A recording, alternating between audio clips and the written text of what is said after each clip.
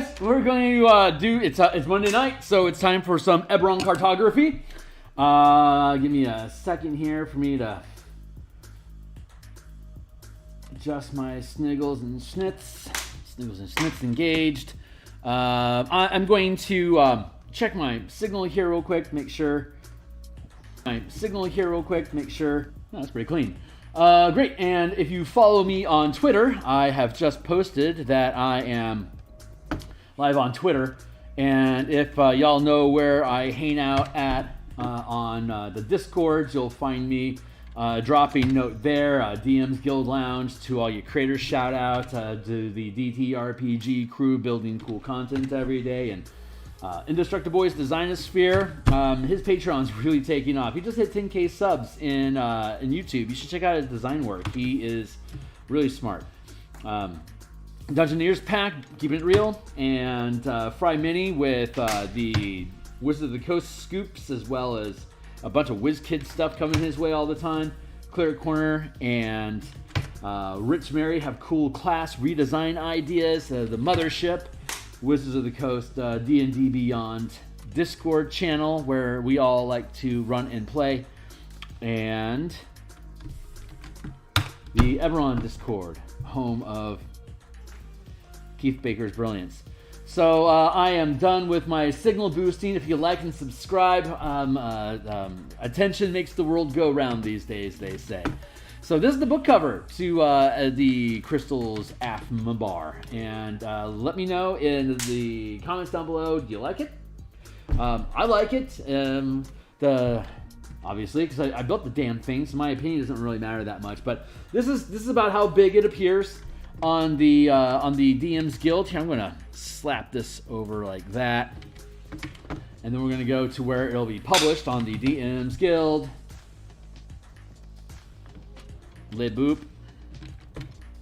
And so here's other book covers that are currently present. This is a good look at the typical competition. Hey you, don't be doobid that.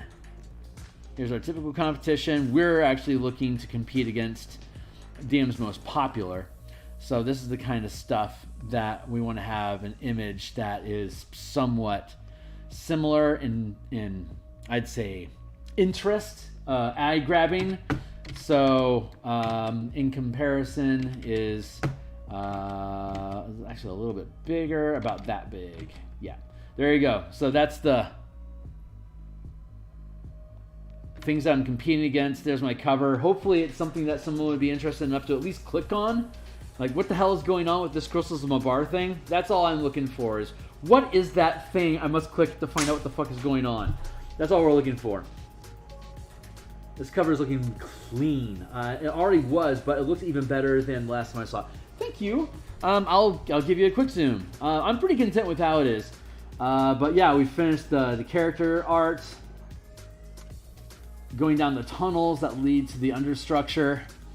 Here's the other team. There's 6 hooks. There's 6 plot hooks in the adventure overall. So there's 6 characters that we made. Teams of 3x3. Got the giant seedling thing that's happening there, creating us some more Yugoloth, and got the shrubberage, the structure, the 3 points of entry into the facility, the electricity, the trees, the eye, the moon, Mabar, and then the trim. We built out the trim.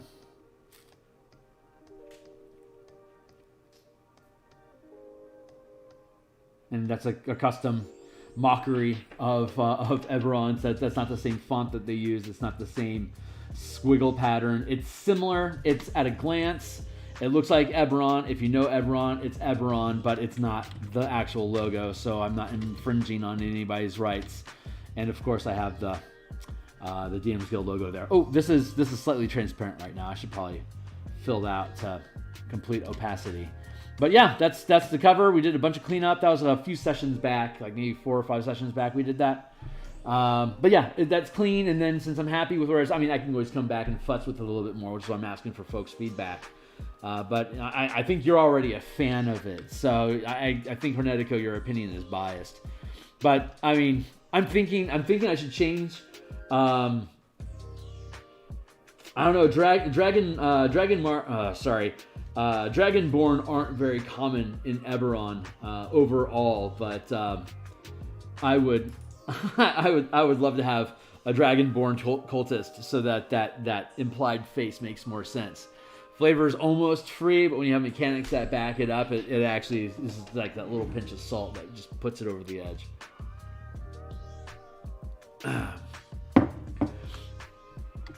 But Solju is human, just like most Carnathi are. I think it'd be cool as a Dragon Cult leader. I think it would be, or the Emerald Claw. I think it'd be cool if he was Dragonborn. I'll touch base with Stuart and Andy about that to see if we can make him a green Dragonborn. That would be so on point with who he is, and it would make it even greater that he had fallen from grace, because that's like Dragon's Blood is a big deal. But so that was words elude my brain. That was the cover. Here we are. We expanded the space on the map so that we could squeeze in the extra layers. I think I have enough space on here to do more layers. I need to have one more of these tunnels here, and then a third tunnel here for this thing. Down here, hold on, let me here down here with it. Stairs. Duplicato. Duplicate. Move that to there. That's top side. Stairs, top side. Stairs copy.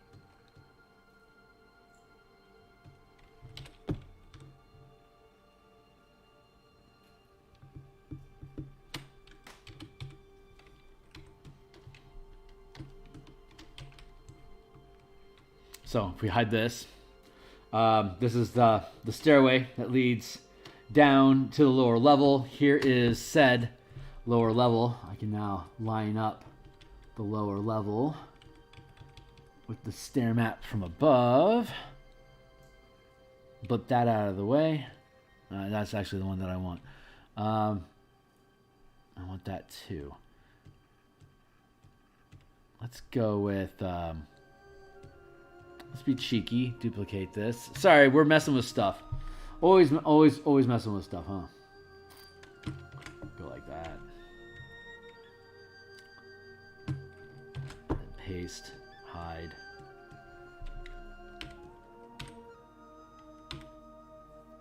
Yeah, I'm happy with that. And then we can... Let's go with...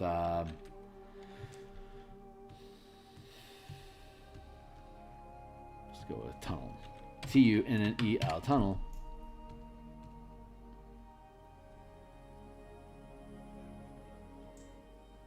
Stairs copy. Inside the outer entrance. Then we can take the whole outer entrance and we can just pull it away a little bit from the other structure. We're sitting pretty sitting. There. So here's a tunnel, and there'll be another tunnel length. And then it connects. There's 600 feet between this door here and this door here. So I need to have 600 feet worth of tunnel. This has its own little environment issues that you have to deal with. This has its own little environment issues to deal with. But then you've got about I think it's like 350 feet worth of just dead stretch. So I can fill all that in as a etc. Endless hallway that you can drop in anywhere. But so I'll have to flesh that out, but that's not my really top priority right now.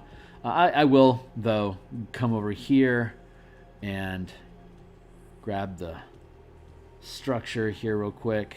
Hold on. Let's just do this.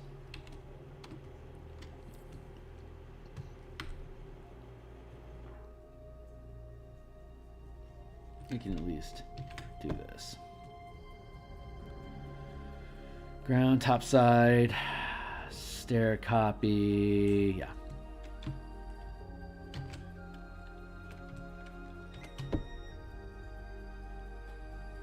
Push this down the way. We're gonna push this down the way. Boop boop. Push mom down. Push mom down the way.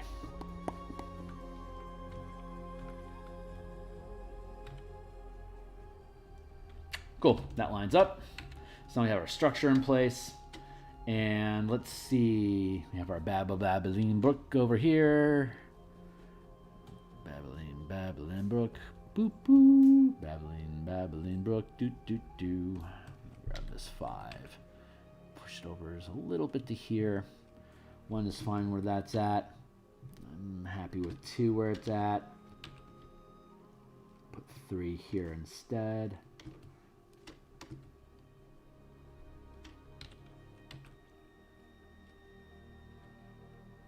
Yeah, that's a pretty good point. And 4.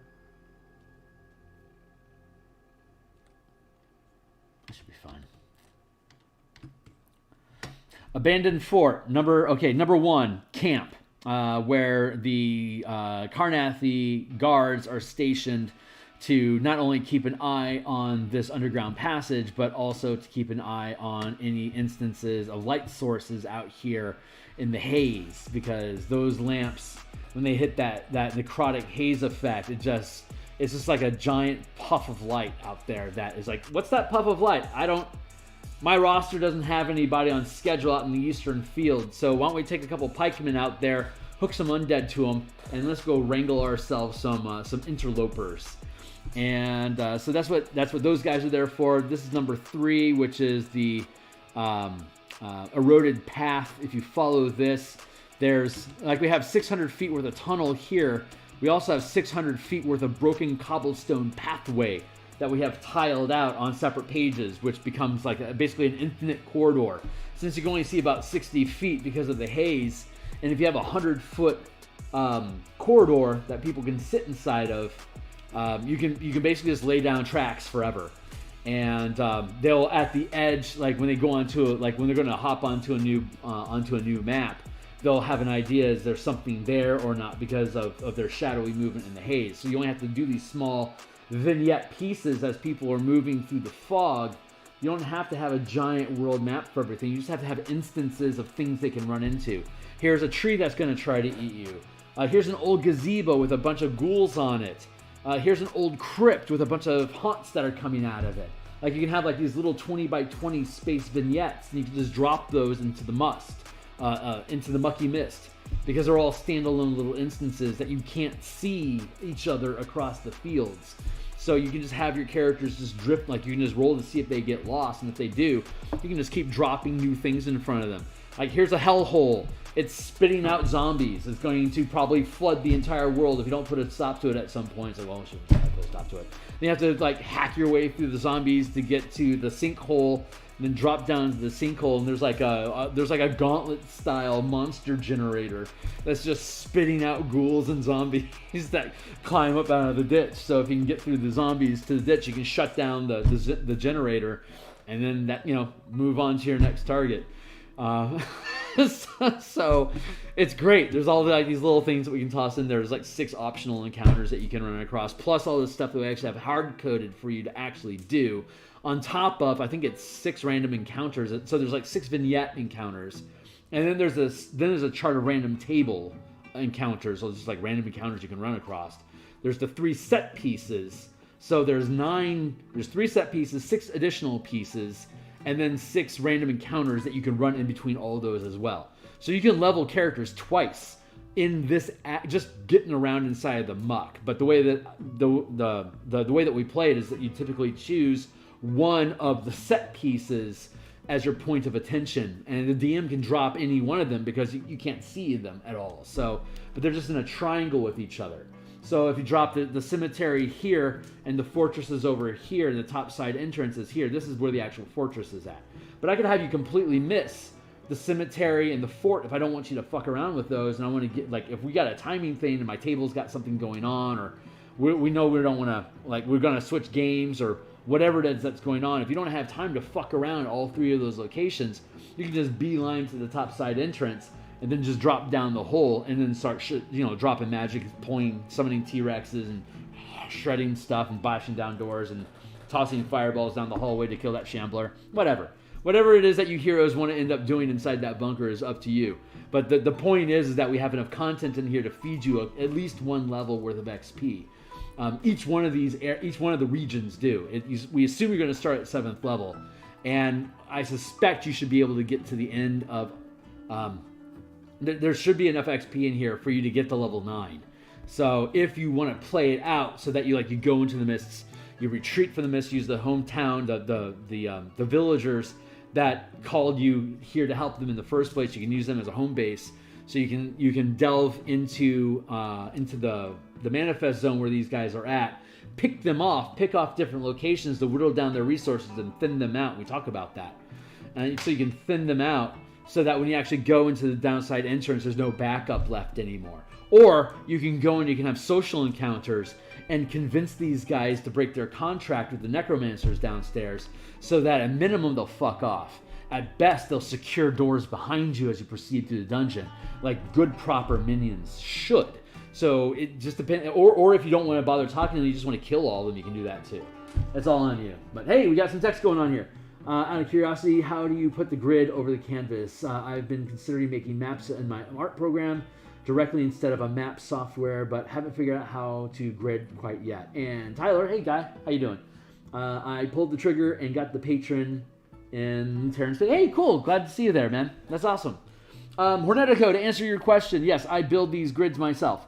Let's zoom in. So when I do Roll20, which is my VTT of choice, I assume that we'll have 100 pixel grid.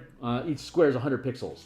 So when I build the squares here, you can see that the outer edge is 1 pixel wide, and the interior lines are 2 pixels wide. So when I calibrate, I can just go to my toolbar. You probably already know what I'm trying to say, but I'm slower than your brain. So here, so when I come in here and I grab this, I can just, if I can grab it properly, I'm the worst. I can then transform selection, and I can pull that in a pixel. Pull that in a pixel.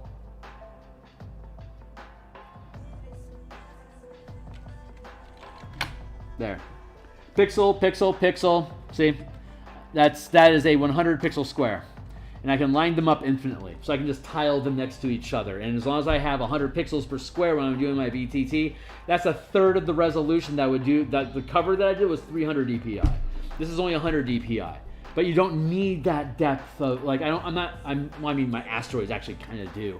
But I'm operating at 100 DPI with those. So it's, let's double check that to make sure. Yeah, 100 pixels is 80 by 8, it's 80 by 60, it's 60 pixels wide, it's 60 squares wide, 80 squares tall currently. I'll trim that down to 50 by 55 for the top side map, and then we'll have a separate page for the tunnels. So when the characters go down the ladder, or down the ramp, we can then transition to the next Roll20 screen, and that'll be the 3 lines of tunnel going the 600 feet to the bunker door. And then on the next map, we have the assets lined up for the underground bunker, which is a huge map, 100 by 100. But we can break it up into 3 pieces so that they're like, so like one is like 40 by 25, one is, I think, 80, like 30 by 8, no, 20 by 80, and then the other one is, I think it's 55 by 35, something like that. They're like smaller chunks that basically hinge around the teleportation circle. Like the teleportation circles in all 3 of them. So if you line up the maps, you can all drop the teleportation circle on top of each other, and you have the full map. But if you separate it off, you can use the teleportation circle room as your point of reference for is this section A, section B, or section C, and then that keeps your CPU capacity lower. And we can break that up into different segments inside the documents. Like here's the A section, front door entrance. Here's B section, the bunker. Here's C, what do we call it? The corroded corridors. Thank you. And then the corroded corridors lead to the second region of the third act, which is the actual ritual chamber, where the Mabar, Solzu, Karen and the and the houndsmen are at all sitting around waiting for this ritual thing to finally get finished so they can go have a beer. But they're just players, so that's how NPCs, characters do. But yes, Hornetico, that is how I do my grid. It's 100 by 100, 1 pixel wide. So and then the way that I actually have it stacked, which is probably what you're actually asking, is where's my grid? Grid. There we go. Okay, so there is a. If I go down to here, so there's a white grid at 100%, and then underneath, on top of the white grid is a black grid, which is currently at 75%, and then the actual stack of the whole folder is at 75%. So the white isn't fully white.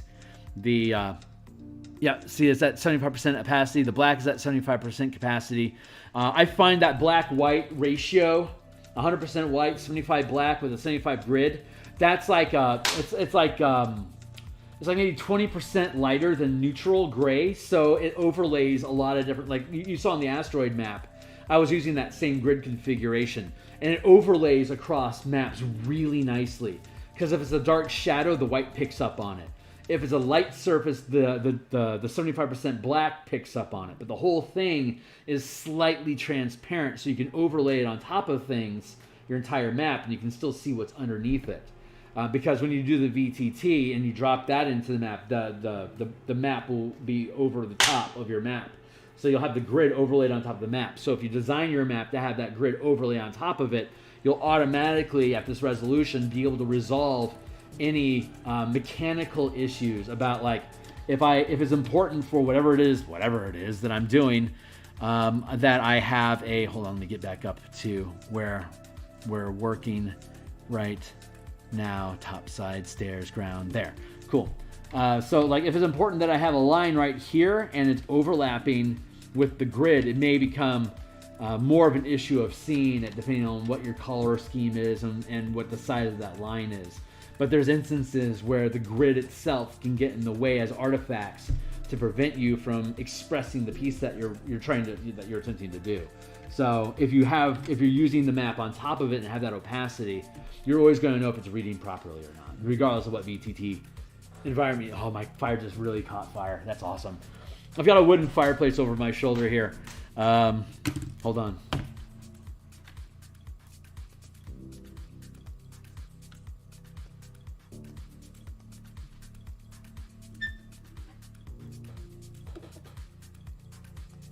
Oh yeah, it's got that background filter thing. Background filters. I'm not gonna fuck with it. I thought it'd be easy, but it's never easy. Yeah. So I build fires. I have a wooden fireplace. It's like 5 feet away from me. It's awesome. When I was, am I on screen? Hello. When I was growing up, I lived in the basement of my father's house. And it had a fireplace down there, so I had my uncle's old king-size bed next to a wooden fire when I was 16. Freaking legendary. Go out, chop some wood, fetch it down. Yeah, I know, Karen, the chick that's like, this ritual will never work. And Souls is like, I can do it. And Karen's like, you can't do it. And he's like, yeah, watch. He says, okay, I will watch you. And halfway through the ritual, he's like, fuck. I didn't do the math right. She said, I told you it was a sketchy ritual, but you wanted to go with it anyway because you knew it was right, didn't you? So he's like, Karen, I need a villager. I need more life energy or I'm going to die. She says, oh, I'll see if I can get you some villagers, okay? And it's like, come on. And she's like really casual about it. She's letting him die because he's going to die, and she knows it. And they all know it. It's just Sozu thinks maybe he can pull it off, but he's not going to pull it off. He is doomed. And she's just waiting for him to die so she could pick up the thing and go try somewhere else. And then, like, this whole plan is just fucking scrubbed. She's just waiting to loot the corpse. That's basically what we're coming down to here. So she does, it's like her, like, when she's fighting, she and the house, and they're fighting for themselves. They're like, all we need to do is stay alive and make sure we can collect the loot when the hero, when the bag, when Sozu drops. We just got to loot the corpse and get the hell out of here. Like, that's their whole plan. Sustain, loot, bail, and they'll just rebuild someplace else. This guy's fucked. But your adventure problem is like, this is all going haywire and wrong. This is not what we planned for. This is way worse. The plane of Mabar is in charge of the ritual, not Sozu. It's eating him alive to power this ritual so it can bring through what it wants to bring through and make this place what it wants to. You have miscalculated your power. Karen knew it right on a glance, just at looking at it. And Sozu's like, no. Hold my beer, I got this. She's like, okay, whatever, boomer. And now he's catching fire. And all she can do is, I told you so. I told you this would happen. He's like, I need to stay alive, not a lesson in who's right or wrong. She's like, no. And the Houndsman's more into Karen than he is into Sozu. So he's like, whatever. It's just a gig to me. So that's like the inner dynamics of what's going on with the enemy bosses.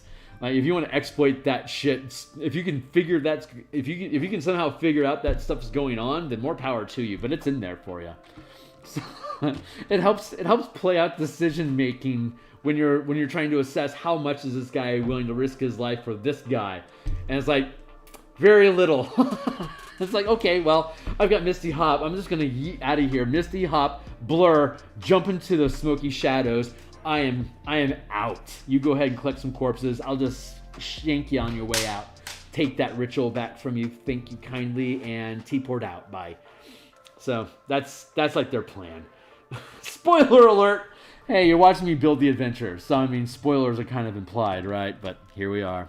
Here we are. All right, so I'm working on, finally, getting down into it. We are at 3 pixels. We're at maximum opacity. Color black equals go. Here we are. We're making cracks. We're having a meditative moment here in the world of Art Zen. We're letting our muse settle into the pilot seats, crack the proverbial knuckles, and have a sip of water before she can run the show. Oh my god. Ice cold spring water is so good.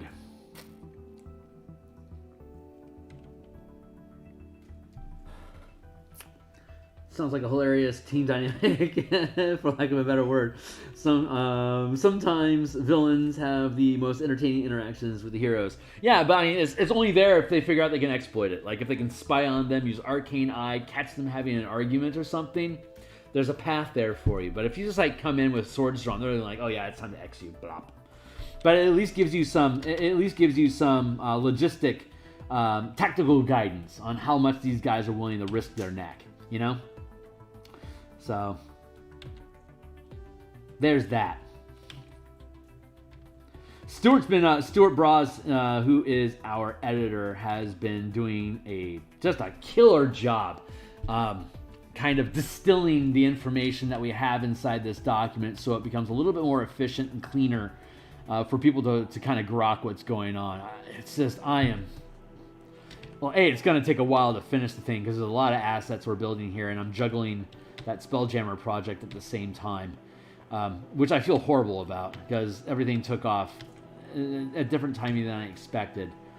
But I keep building momentum with Spelljammer while I'm excited about this project. So I'm kind of serving 2 projects at the same time right now. So neither one is going to get done as fast as I want. But I guess all things said and done, I'll probably end up prioritizing Spelljammer over this, which is a shame. But once we finish up our playtesting by the beginning of December, I'll be able to dedicate that playtest time to more Eberron art time. So Mondays nights and Thursday nights will both be dedicated to doing Eberron work, while the morning coffee stream will be me working on Spelljammer stuff, so I can keep pushing both of them. And I have more stream time in the morning than I do in the evenings because of, life, family, those I love. Takes me off of camera more often than it does in the morning when I work from home and she doesn't. So I have the house to myself during the day. It's easy for me to just be able to jump on and kick through some content in the morning before I log in to do the day job. And I am absolutely loving that. It is amazing. Oh my God. What a blessing. I try hard at work just because of the privilege of being a digital artist that can just log off and then 2 minutes later be at work. It's like, oh, the value gain in my life over last year is just, it's legendary. It is just amazing. I wish I had this kind of bandwidth in my life when I was building the Color Mana books, because oh my God, what a just a beautiful thing.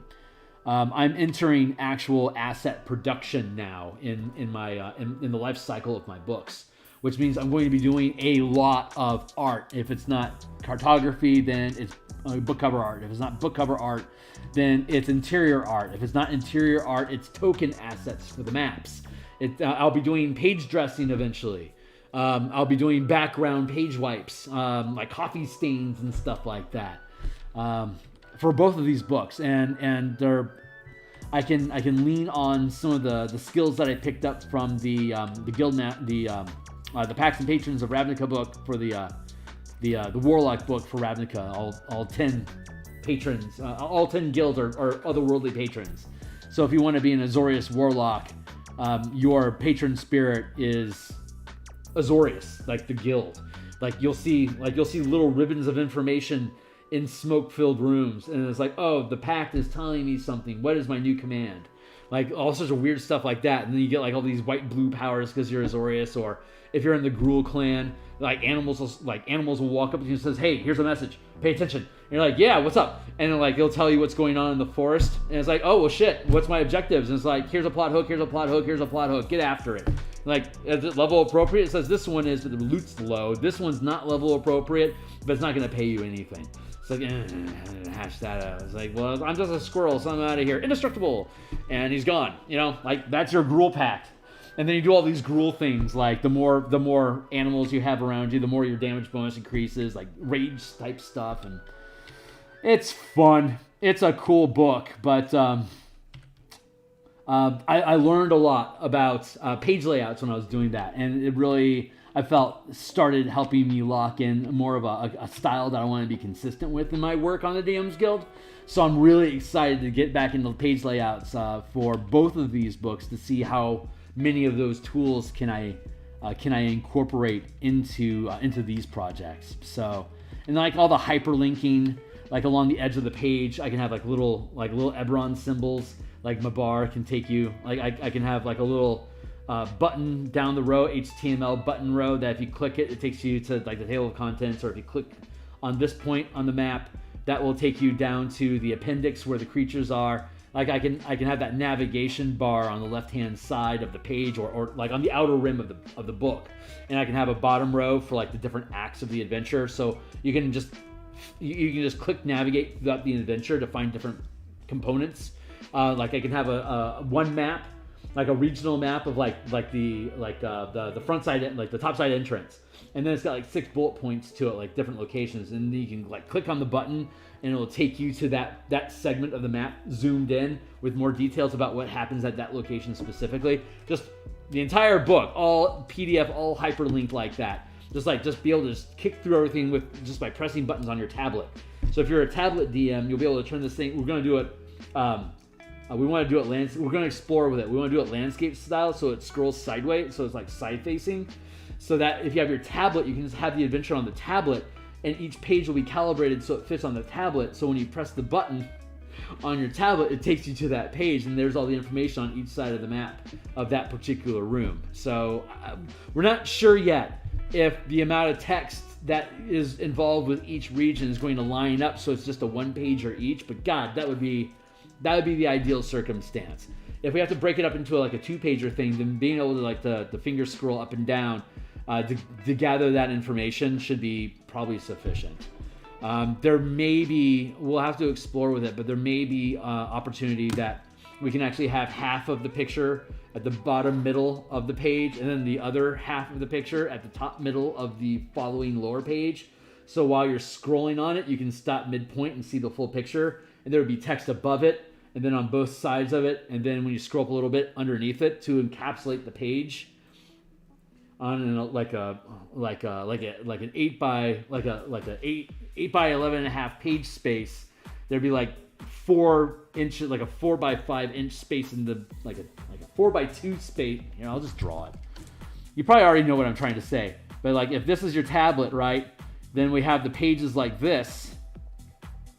So when you're scrolling up and down, if we put a picture of the map here, and if we can minimize the gap between the pages so it becomes inconsequential, then we effectively have all of this space, all of this space, and all of this space, and all of this space to be able to talk about the things that are on this map. And hopefully, I don't know if it's possible or not, but if it is, if we can just have a line down the middle of the map that we can set the resolution of that so it's just pages that are right up against each other, we can just have a continuously flowing document that we can drop pages anywhere we want on it as you're scrolling through as a PDF. And if you're printing it out as a piece, then you just got to cut the top line, like the top half-inch margin, off of the page. And if we make it an 8 by 11.5, a huge page, man, because we already do all our maps as 11 by 17 pages, so you can do 10 by 10 grids.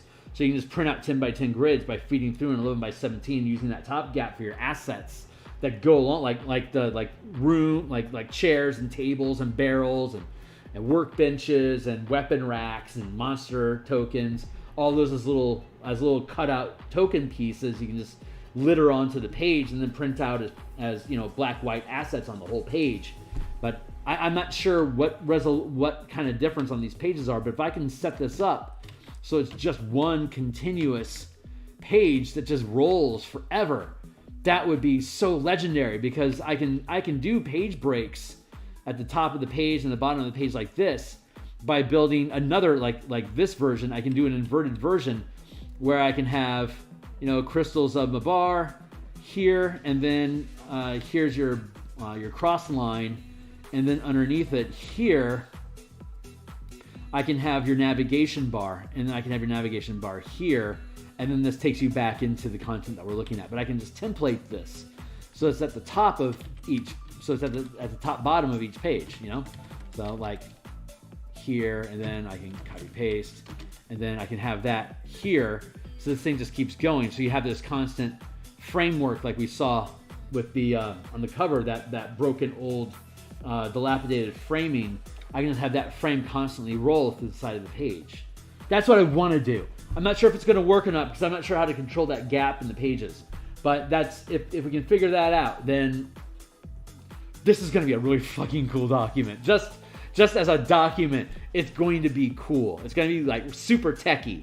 So that's why I want to kind of bend into this like this almost off Warhammer sort of iron grit aesthetic that you have down in the bunker.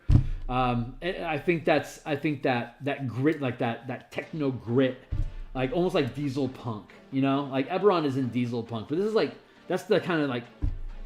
that's the aesthetic space I feel like I want to push into when you get down into this bunker. Like diesel punk is how I feel about Warforged, like Manatech, Cannith technology in general. That all feels like it's ahead of its time.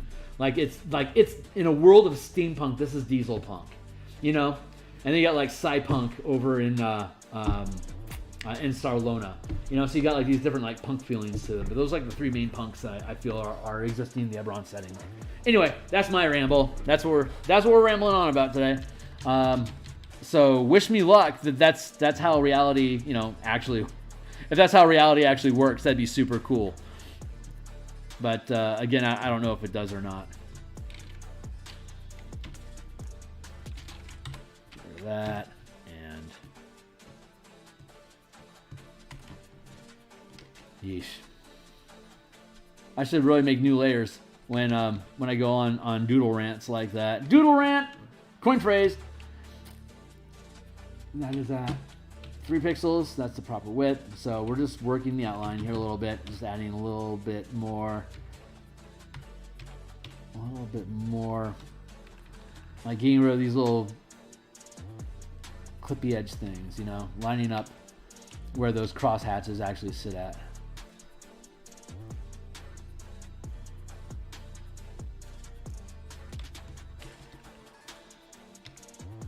this is such a fun adventure. It's super cool. I will tell you what, I loved so, like when I was 12, I didn't actually have a D&D group back in the 80s.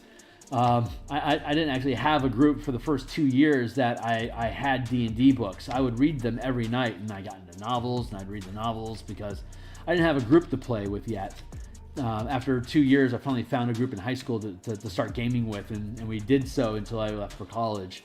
So from 14 to 18, I had a solid table of like five players that were always available, and I quickly became the forever DM there, and I loved it. I just loved it. And there were brothers and 2 friends. So there's 3 brothers and 2 friends, and God, it was fun. We were just stupid high school kids, and the youngest of us was in junior high, and so if we weren't playing Metroid on the original Nintendo or Legend of Zelda, it was basically a watch party.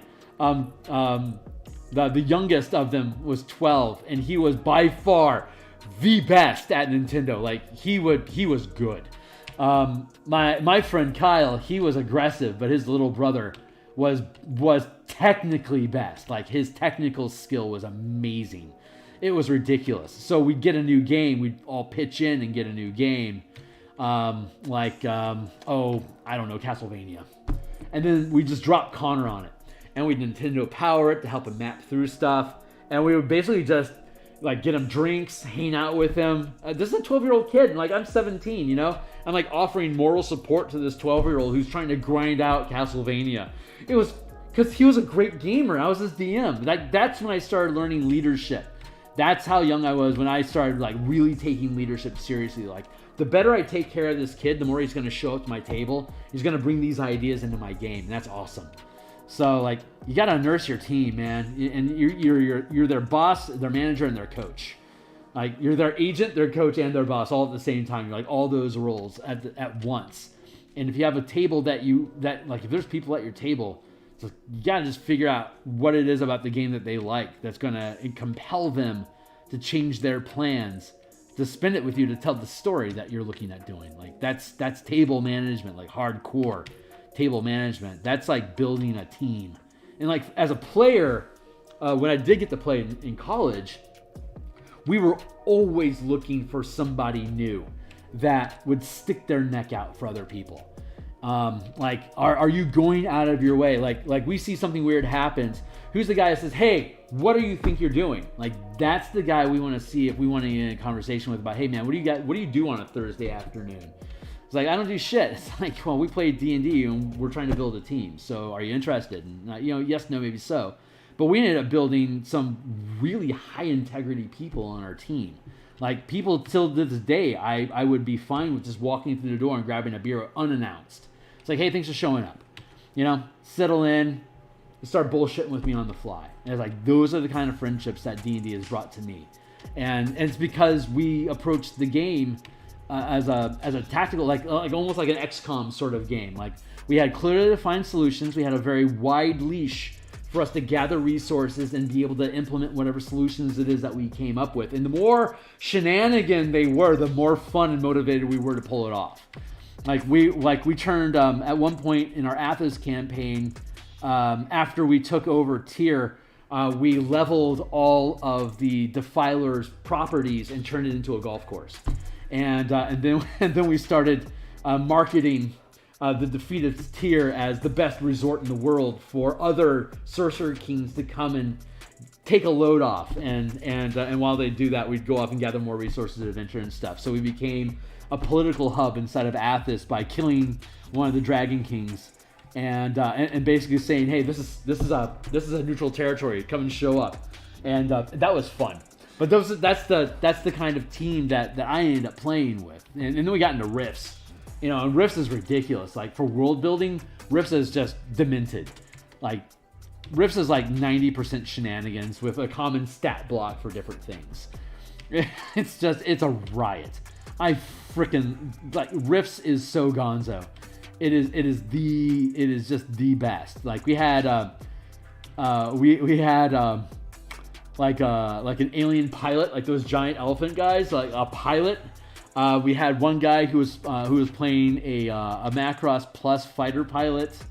I was playing in one campaign. I was playing a Teenage Mutant Ninja Turtles psychic ferret that charmed people by using like big doe eyes, like Puss in Boots, like 20 years before Puss in Boots existed. It was fun. I swear to God, all those animation studio people, they had to have played role-playing games because like they're all about animating shenanigans and this stuff. Like those shenanigans keep them from losing their mind. That's a gamer mentality. That's a tabletop gamer mentality. Like the ability to stay on page but entertain yourself because you know it's gonna be 20 minutes before it's your round in combat. So you have to stay present at the table. So you just start making up quips about people and like bullshitting things, and like you start having these like little snarky things going on with the cleric who's sitting across from you at the table. So you start bullshitting about different people's gods, but you bullshit about the guy's turn's god who did it, so you know you're paying attention to him specifically. He's like, "Fuck you! What'd you roll? 16?" It's like, it's a miss. Of course you missed. This Torm sucks. Stuff like that, man. It's like like when there was no phone, you had to keep yourself entertained. Like the capacity for shenanigans is born from not having a cell phone is basically where that comes down to. But my God, the shenanigan tier is so mighty. So mighty. So when I build things, I assume they're shenanigans. Which is why I have such thorough documentation on stuff. Is like I really like what's 4 things my team would just completely destroy with this just by looking at it offhand. And like I should build the game so it complements those ideas, and which is like where all the maneuverability mechanics in Spelljammer, like that's where that all came from. Because like we're Macross Plus junkies, like we're all about 360-degree axis spins and like launching shots of caliber at things as you're as you're strafing in position, so you can take on 3 or 4 targets, drop a missile silo on that thing, yeet over 1,000 feet, and like spray something with a squad of ballistas. Like that's the kind of shit that we like to do in our games. Like that's what we tried to pull out of the Robotech RPG, because that was also Palladium, and it was really pretty good about like missile silos and positioning. It had a really loose theater of the mind, but enough structure in place that you could put your characters on a board and be able to visualize those sort of things. Super cool stuff. That's why I have 6 hooks in this adventure, because like everyone that would possibly want to touch this thing would want to touch it. Like if you have a necrotic crystal factory that's spewing out undead, there's like 5 words in that sentence that makes me go, I want to go there, whether I'm a good guy or a bad guy. So we have to have all these hooks of good guys and bad guys that are trying to get their foot through that door to find out what the hell is going on. And depending on what hook you have depends on what you want to walk away with, whether it's information, the artifact, the heads of those who did it, or a new contract. So there's like all sorts of cool stuff that you can do inside of it, because it's like, well, if this was something that you dropped into a campaign and you dialed up your shenanigans 100%, what kind of crap might a player want to do? Okay, great, let's make sure they can do that. So, like flooding the place with the flooded tunnel, that was pure shenanigan. That was the shenanigan pillar. It's like if it's raining and they have this hill and there's all these cracks in the isn't that rainwater going to get into the tunnel? Of course it is. Well, once in the rainwater and the door's blocked off, isn't that going to flood that tunnel? Yes, it is. So we painted it flooded. So we painted it flooded. It's like, well, what happens if we open this door? It's like, well, it's going to flood. It's going to dump all this water into a very small room. It's going to boom. It's going to flood it. So the room itself will stabilize like around here. So it's going to be about 8 feet deep if you dump all this water in from the outside of this down this hallway to the room. But all those rooms are closed because the military that's stationed there, they know there's an outside chance that door could open unexpectedly. So they went up and they broke all the machinery on it. They welded extra plates to it. So if you used a reduce object, you'd have to get through multiple plates to be able to break past it. And sure enough, the fucking thing flooded. They knew it would, but they didn't expect the corrosive effects of the necrotic plane of Mabar destroying the foundation around this water. So now there's undead coming in through the walls, and they're just hanging around underneath the water waiting for the characters to come and do some shenanigans so they can reach up, grab them, and start drowning them. Pull them into one of these side passages and just hold them there with grapple. until their air runs out. Oh, die slow, son. Die slow. But you're 7th level. You should be able to fight this. But if you don't know what you're doing, it's scary. So it's like, oh, that's so fun. Like, you just use the shenanigans against them. But yeah, they can eventually, if they can get that door open, and there's like a couple ways they can. If they can get that door open, it'll completely flood the front of the entrance. It'll make everything a mess. Like, we have rules about, like, if this room is open and can get flooded, the water level drops to this level. This amount of space equals this amount. And, like, eventually it gets down to, it's just like, if all the doors are open, it's like every room has just like a little bit of water on it. And it takes about 10 minutes for the whole place to flood out that way. It's fun. I mean, it's stupid specific, but if you get stupid specific mechanics like that, then the DM can just flip through and like reference something. It's like, oh, okay, this makes sense. And you can just tear it apart and rebuild it however you want, like you should. So, yeah, I got a morning stream from Pacific time, basically 6:30 till 8, which is 9:30 till 11 Eastern time. And hold on, let me get back into mapping here. Yeah, I do spell all my in command Spelljammer stream stuff. That's I'm doing all the cartography for that. For the last 4 episodes, I've been building the encounters that we're going to be playtesting on Thursday. The Chapter 5 Shark Hunt at Topola's Tower in the asteroid field, and then the other one is Chapter 2, which is the derelict nautiloid encounter, which is you find a derelict nautiloid in an asteroid field, and after you loot it of what materials are there worth taking, you get ambushed by a ship that is more powerful than you. So you either have to find a way to fight your way through it, or get away from it by basically navigating through an asteroid field. And so we've been building the mechanics for operating inside of a 3-dimensional asteroid space on a 2-dimensional plane, and so far it's working out pretty damn good. So there's a lot of fun stuff going on there, but I'll be working on that some more tomorrow morning as well. And then when I'm done with stream tonight, in about an hour and a half, I'll be finishing up. I finished up the rolls for the new mechanical rolls for the ship crew. And I am reorganizing, so I have it's not in the playtest document. It'll be there. I'll have it in there soon. But currently, it's the do that like that. That feels right. All right. Like, these are the things I was talking about. I got to clean all this shit up. So that's what I'm doing right now, cleaning up my shit. Words I was using. Yeah. So you're being chased by a night spider with like 6 weapons. It's ridiculously strong, and you're going to be on this shitty little ship with like a ballista and a catapult. Like, you're way outranked. Way outranked. It's bigger than you, it's got more action economy than you, and it's got more weapons than you.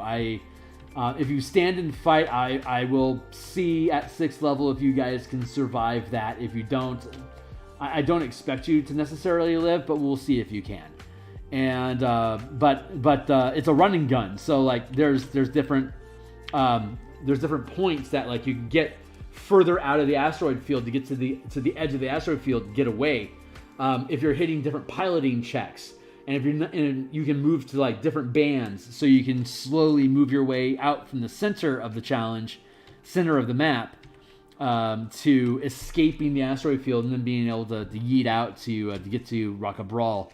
And then the cops show up and either help you turn around and defeat the Night Spider ship, or they run interference and they basically slip back into the like, no one's willing to go in after it to go flush it out because it's super freaking dangerous in there.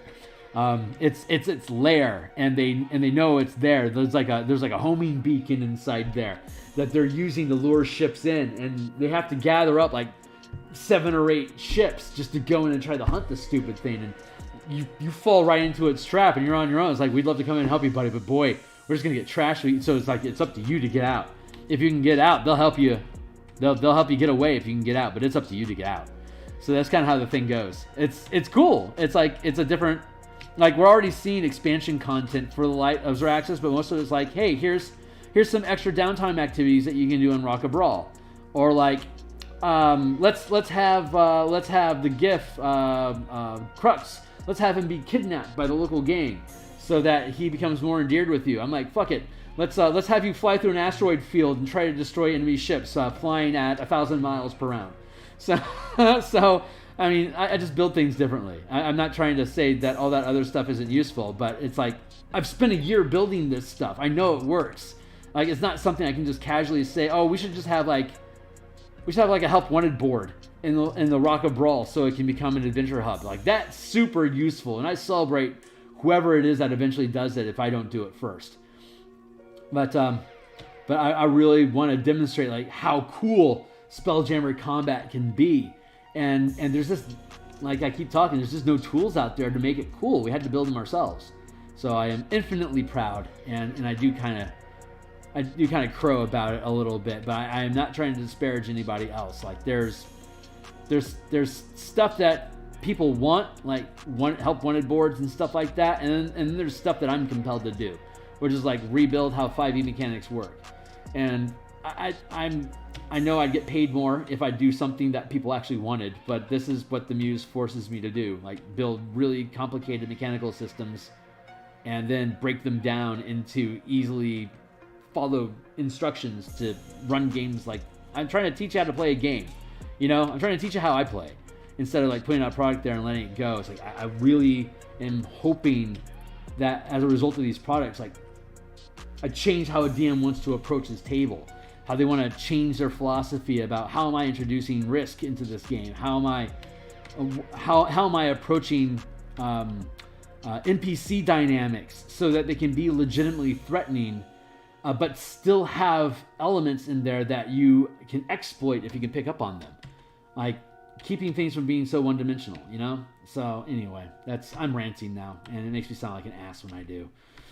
So I'm going to try to humble myself a little bit. A lot of times, the things that come out in this adventure isn't necessarily what the writers wanted. It's what could fit, so you have to simplify things. So, like, I've talked about that. I mean, like, Eberron, the Eberron Rising from the Last War is a case study, and I didn't have that limitation, because that's like a 300-page monster tome. And it's really a great authority on, if you love a thing, this is what you can do with it. It's super cool. Hey, I'm missing out on stuff. What are we talking about? Not gonna lie, wasn't expecting the equivalent of Athens Las Vegas to be a thing, but hey, it was a pretty cool idea. Thanks. And honestly, seeing people make tools for adventures makes me feel like I should pay more attention to that part of the DMs Guild than I currently do. I tend to look for mechanics rather than adventure bits. Yeah, well, I mean, the only reason I give a damn about adventure bits is because I'm now building mechanics that I have to put my money where my mouth is. Like, if I want you to buy this, I have to prove it works, which means I have to go to something that you probably own already. So, like, if you're into Spelljammer, chances are you own Light of Xeraxis. So, like, here, let's rebuild Light of Xeraxis. Or, like, if you're, like, Eberron's cool because there is a community of people that build Eberron adventures, but they all have very unique takes on how Eberron runs and what's in it, which is super cool. There's no wrong answers there, but they don't necessarily all fold into each other properly. So like my adventure piece might not mesh with like the Dread Metral stuff or whatever is going on. So there's been some different adventure paths that have been built by third-party content and some by Keith himself, and I'm telling my story, and I'm telling it through Eberron, and that's why I have Stuart, because he's a really good, he's really into Eberron, and he's an excellent editor. So he's like an all-star on my team, so all-star. But once you have that, like, yeah, this lore is plausible. Like, all you have to do in Eberron, all you have to do is have a status of plausible. Like, I can see how you do that. Like a good forum on Eberron is like, hey, this is the thing that I'm doing. It's like, huh, that's interesting. Normally such and such and such and such. It's like, oh, I was planning on doing such and such and such and such. It's like, oh, wow, that's pretty cool. Tell me how it turns out. Like, that's a good Eberron conversation. There's like, it's hard to have a wrong answer with Eberron. Really, really hard. So, that's fun. Anyway, I'm Ramblecleese right now. Don't mind me. I'm just enjoying the experience of doing stuff.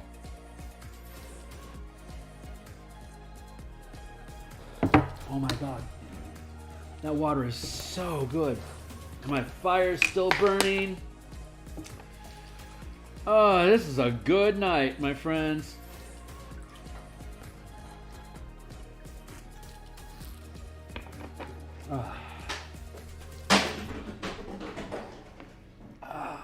Let's get back to it.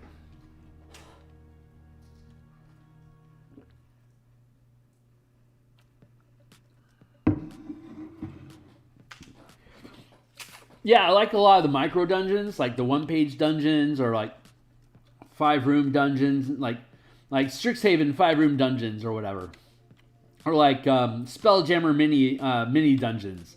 Like here's a dead god. Explore his ruins. What a weird artifact is where his brain should be. Let's destroy a world with it. That's like I don't know if that's what the artifact does, but I know that there's a mini dungeon that has, you exploring a dead god.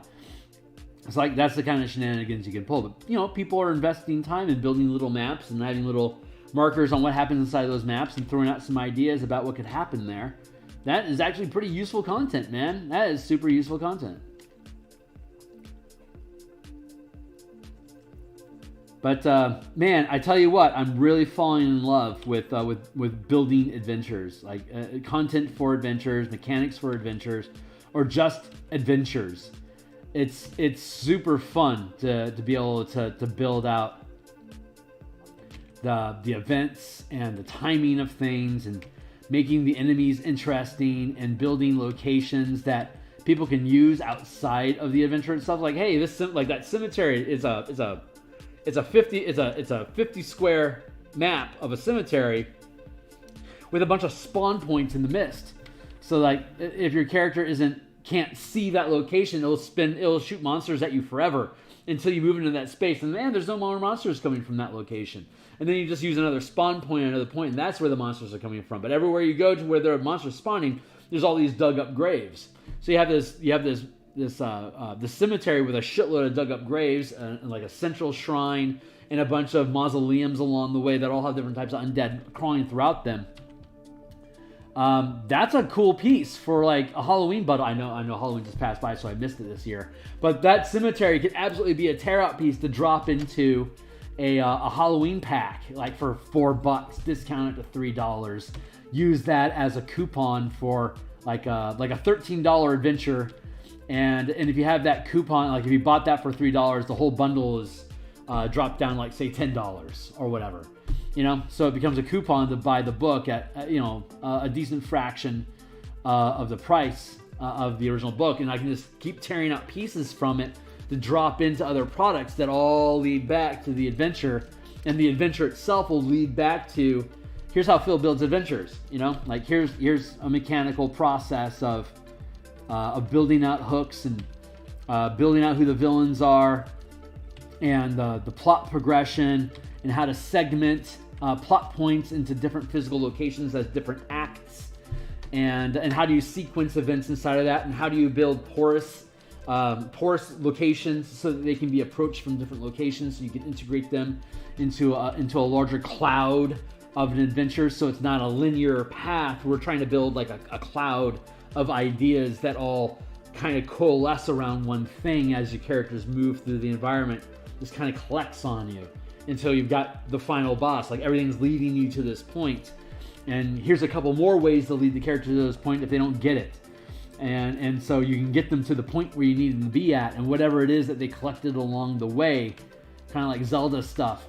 It's like those are resources or eliminating obstacles that could come back and bite you during the last act when you're trying to close the adventure down. Yeah, it's like that's how I want adventures to be approached. Like here's a bunch of tools that's going to let you walk yourself through this process of being able to have a multiple railed adventure that leads them to the final encounter that you envision them having. Like how do you pace them into that? How do you let them? The Lazy DM, Mike Shea's book. What is it? I forget what. I just know it's Lazy DM. Like if I do Lazy DM, I'll find his book. But that is like a super hardcore book about like adventure and NPCs and stuff like that. So I'm not retreading the same ground. It's more about if I'm going to put something in this position, like if I'm going to put something in this room, then I need to have these elements feed you information about that room from the environment around it, so that so the characters know what they're getting into by the time they get there. Like, how do I structure these things? And I can use this adventure that we're doing right now as a reference document throughout that adventure. It's like when we got to this point in the fort and they wanted to get through this door, this couldn't be, so like there's like this hole in the ground right here that corresponds to this hole in the wall here. The characters can get in through here. The characters can get in through here. There's a couple of different ways they can get this door open. There's strength checks, the damage that it can take, different leverages that they can use. I had one team use a block and tackle on it. Like they set up a block and tackle up here on the second floor, and they used it to drag the door open. It's like, you guys are freaking great. Another time, there was a cart, and since this is a ramp, they took a cart that was over here full of materials. Once the undead started attacking them from the bog over here, they used that distraction to steal the cart. They pushed the cart down this ramp of where these stones are at. Like this is like it's like a ramp, so you can just push a cart down it. And the cart is only 10 feet wide, so they pushed it all the way down the tunnel. And when it hit because they walked down there and slayed a bunch of undead along the way, and like, this is a pain in the ass. So they took the cart and they dragged and they pushed it downhill, and it eventually hit the water and just started floating. So when it hit that point, they just all jumped onto the cart and they hand pushed it along the ceiling here to get underneath the grating that's positioned here that they could then hack open. The druid turned into a mouse, and she crawled up underneath the grating and then turned back into a person and released the lock latch that kept the murder hole door closed. So then that opened up, and they all climbed up in there, and then they took a short rest, and they regained some resources. And then they went downstairs and they started hacking things to bit. But it's like there's like a lot of ways they can get into the fortress and into the tunnel here, and it was fun. It was super, super fun building that stuff out. But I can use this as references, talking about multiple points of interest of entrance, keeping things stupid proof, so that if they don't get it, you can keep feeding them new narrative details and new events that happen that point their eyes in another direction, so they can see, oh, I missed this thing. Like, you can lead your witness to what you need them to say, so they feel like they're the ones that are figuring things out. When you're spoon feeding them a bunch of, oh my god, will you please freaking get this? Like, I don't think a lot of this content is necessarily new, but it doesn't hurt to be told again. But again, it's all inside of this document that we can reference, so I can point to where I'm using these different pieces as a practical guide to how to actually use that mentality to build mechanics into an adventure. Like, that's what we're trying to do here. Like provide you with practical mechanics for you to be able to do all the things that you want to do with your adventure that people keep saying you're supposed to do with your adventures. Like, well, here's a demonstration of that shit. Go for it. Hopefully that's what gets conveyed, and I really hope I don't come off as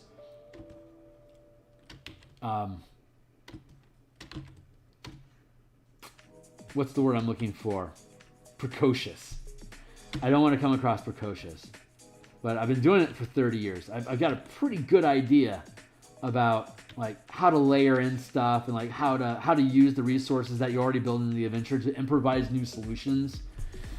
Like that's a skill set that is really, really difficult to teach, and so I just hope some of these tools that I build helps people reframe how they're running the adventures that have been given to us, or how they can build their own adventures to take these shenanigans into account, so that you can lean into being a partner with the players at the table, so you can play too. Like when you're on the same team as your players are, when they start entering the shenanigan tier of play, and they know that you'll go there with them, then you can start bouncing stupid ideas. Like you don't want to feed them ideas, but when they have an idea, as a DM, you can always take it that one extra step further. Like, oh god, this just got really dark. I don't want to do that. But you as a DM, you can always take that extra step further with them. It's like, because your characters would suss this out. Like, if they went down this logic path, this is where it's going to end at. And it's like, I don't know if I like that solution. It's like, oh, that sounds pretty cool. Let's do this. Happens at my table all the time. Oh, that sounds cool. Let's do that. that's great. It's like, this is your idea. You said you wanted X, Y, and Z, right? I'm like, yeah. I was like, well, you know from A, B, and C that you're going to end up here with that, right? It's like, oh, yeah. Like, is that what you want to do? It's like, yes. It's like, all right, game on, man. Let's build it. And then, you know, they go attack a beholder in his lair with nominal success, like barely getting by. It was great. It was great. Man. Oh. But the DM can be a partner. Like, you don't you don't steal the thunder from the team. You let them, you give them the courage to get outrageous with shit. It's like, if you guys want to do that, like, this could happen and this could happen. Like, you don't tell them everything that could happen. You point out the obvious things that are going to happen. It's like, your characters are smart enough that you know this is probably what's going to happen. Are you okay with that? And that makes them start thinking, what's 2 steps ahead from that? Phil's telling us 1 step ahead, but he probably knows 3. So what's at least our next step after that? And that's when it gets super cool at your table, because now your team is trying to outsmart you and how the world works. And they'll spit the stuff out at you because they want to get a read from you. But sometimes they're afraid that you're giving them ideas because they know they are.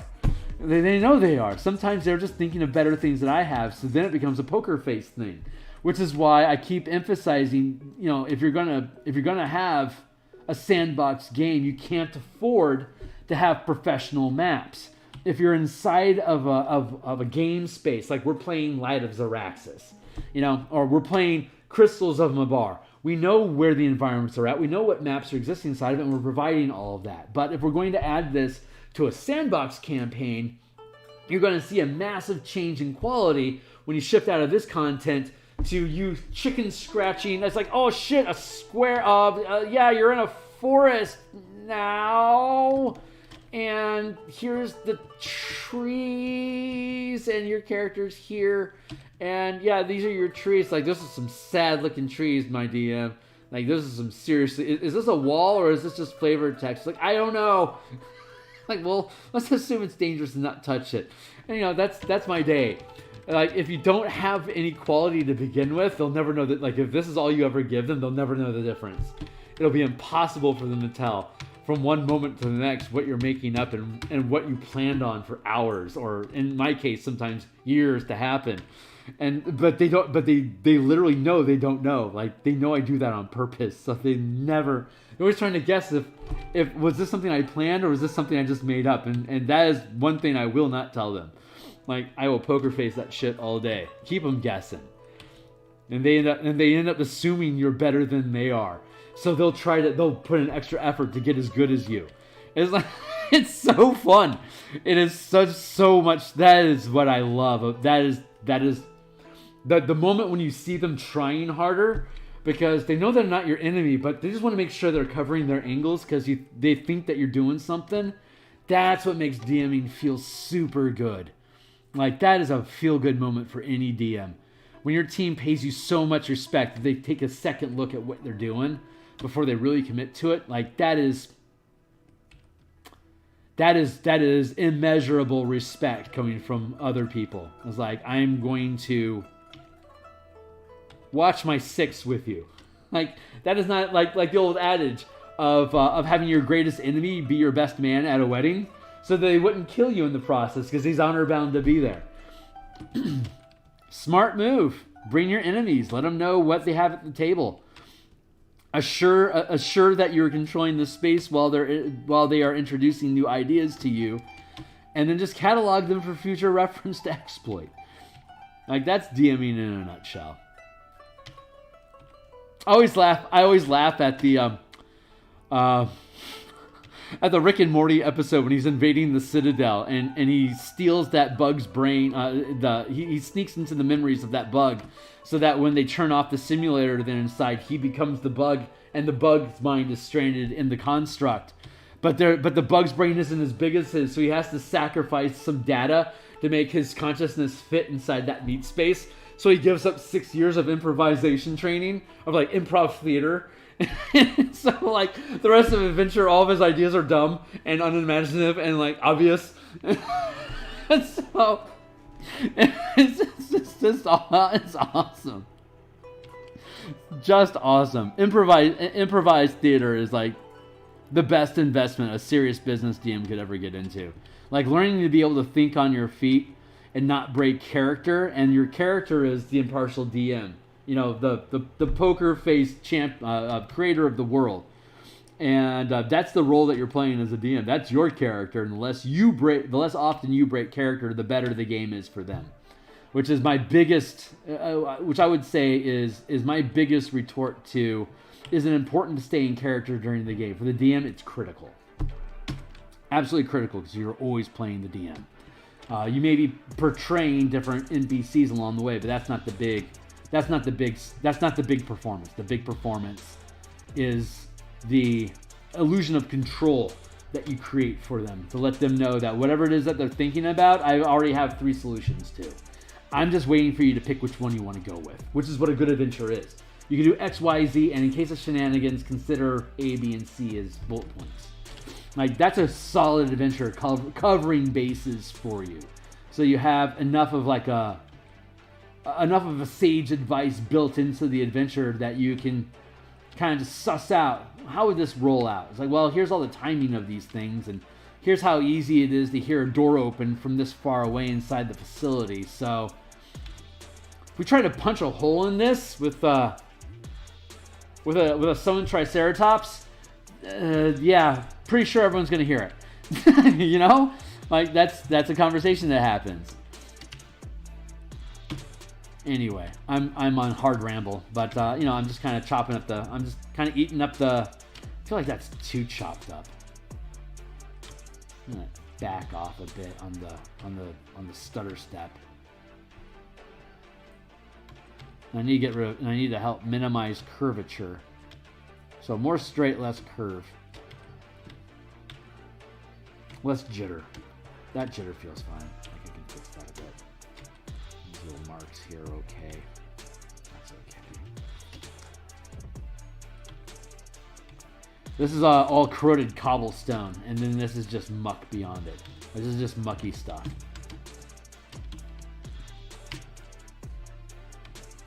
Like mushroom colonies, crystal growths, poison gas plants, glowing fungus, and then also just wet bare earth. Like those are all the things that are outside this, and this is like leftover cobblestone breakaway stuff that hasn't quite corroded yet. is what's left of the structure, and then you have all these broken wall structure pieces that are being corroded as well, and then just the general interior environment that's, you know, being eaten away as well. So, and then the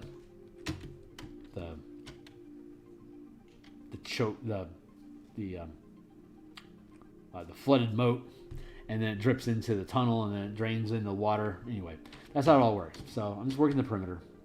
Actually, I'm just kind of rambling on stream for a couple hours and pushing pixels while I do it.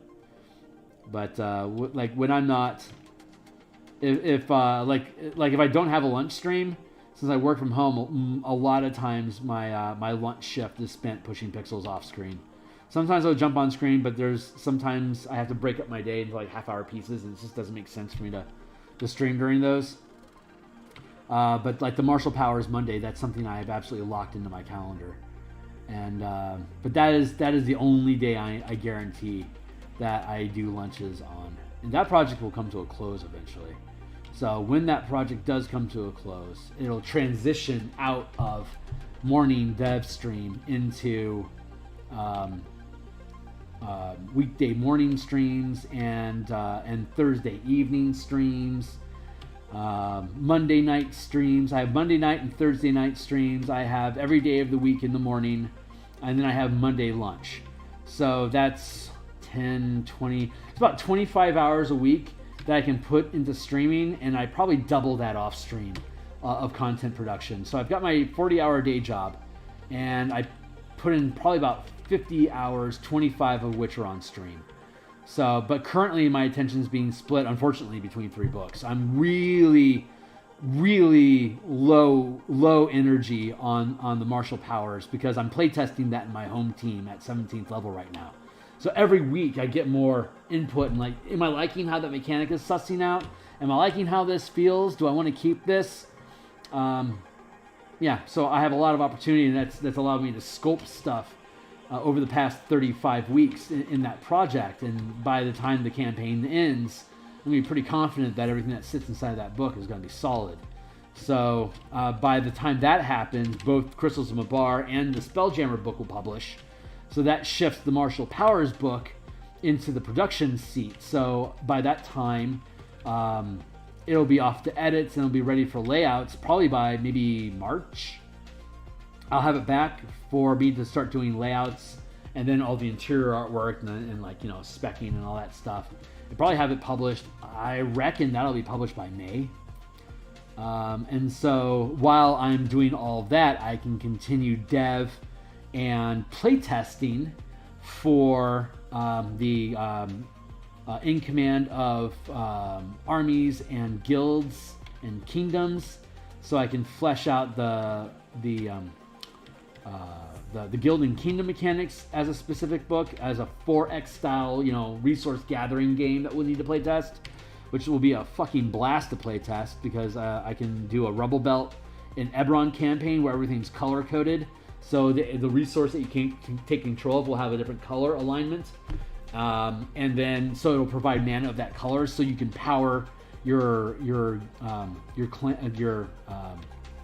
whichever guild it is that you bring in there to build a new colony themed around that particular guild.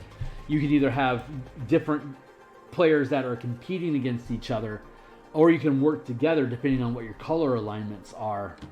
Like you could all be green, for instance, like Selesnya, Simic,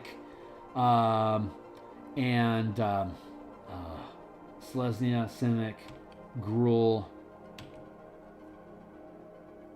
Who am I missing? Oh, and Golgari. Thank you. Like 3 of those, like Golgari, Simic, and Selesnya could be working together against Gruul. So like Gruul would be the AI, for instance, or the DM processing churn. So like you could all be teams working as a collective guild group, or you could do something different, like I don't know, a Spelljammer campaign where you're trying to convert a large enough asteroid to have spherical gravity, like a 200-mile rock or something. It's just large enough for you to have spherical gravity that you begin to build a planet out of. It's small enough that you can encapsulate it as a kingdom, but it's its own planet, so you can build a spacefaring colony out of that. That's going to be our next campaign when we finish this one. We're at 17th level right now, and we're going to reboot. Not reboot. We're just going to start a new campaign, and that's what we're going to do.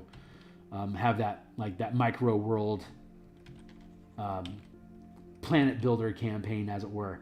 So, like I said, the tools that I build are meant to be used. So when that's done, you'll be able to use my combat mechanics, combat and exploration for Spelljammer. You'll be able to use it with spacefaring guilds and kingdoms. So, but it'll be the same mechanics as Ravnica guilds and kingdoms, or just Ravnica guilds. So all these things curve into each other, and they're complementary. So you can see how you can build out different things. So, God, I'm excited. I am super excited. And then they finally finished 6th edition. So that's my book of business probably until 6th edition releases. And once 6th edition comes out, I get to go back and I get to rebuild all my mana mechanic books and then drop in all the changes to the character classes, how they're relevant to my mana system, so that stays current and I can bring it back to the market as D&D relevant on DMsGuild. And then I can just get back to work on my kingdom mechanic stuff.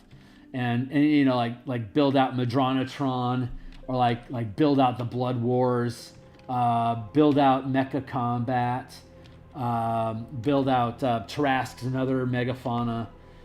There's like 7 or 8 different books that I want to build that require all these other mechanical books to be done for me to proceed, for me to I can build Ikoria. Like we can build Ikoria, we have massive monsters, we have isolated cities that have different 3 types of mana resources available for them to be able to build defenses and stuff with. So I could build an Ikoria campaign, but the likelihood of Ikoria ever coming to the DMsGuild is like next to none.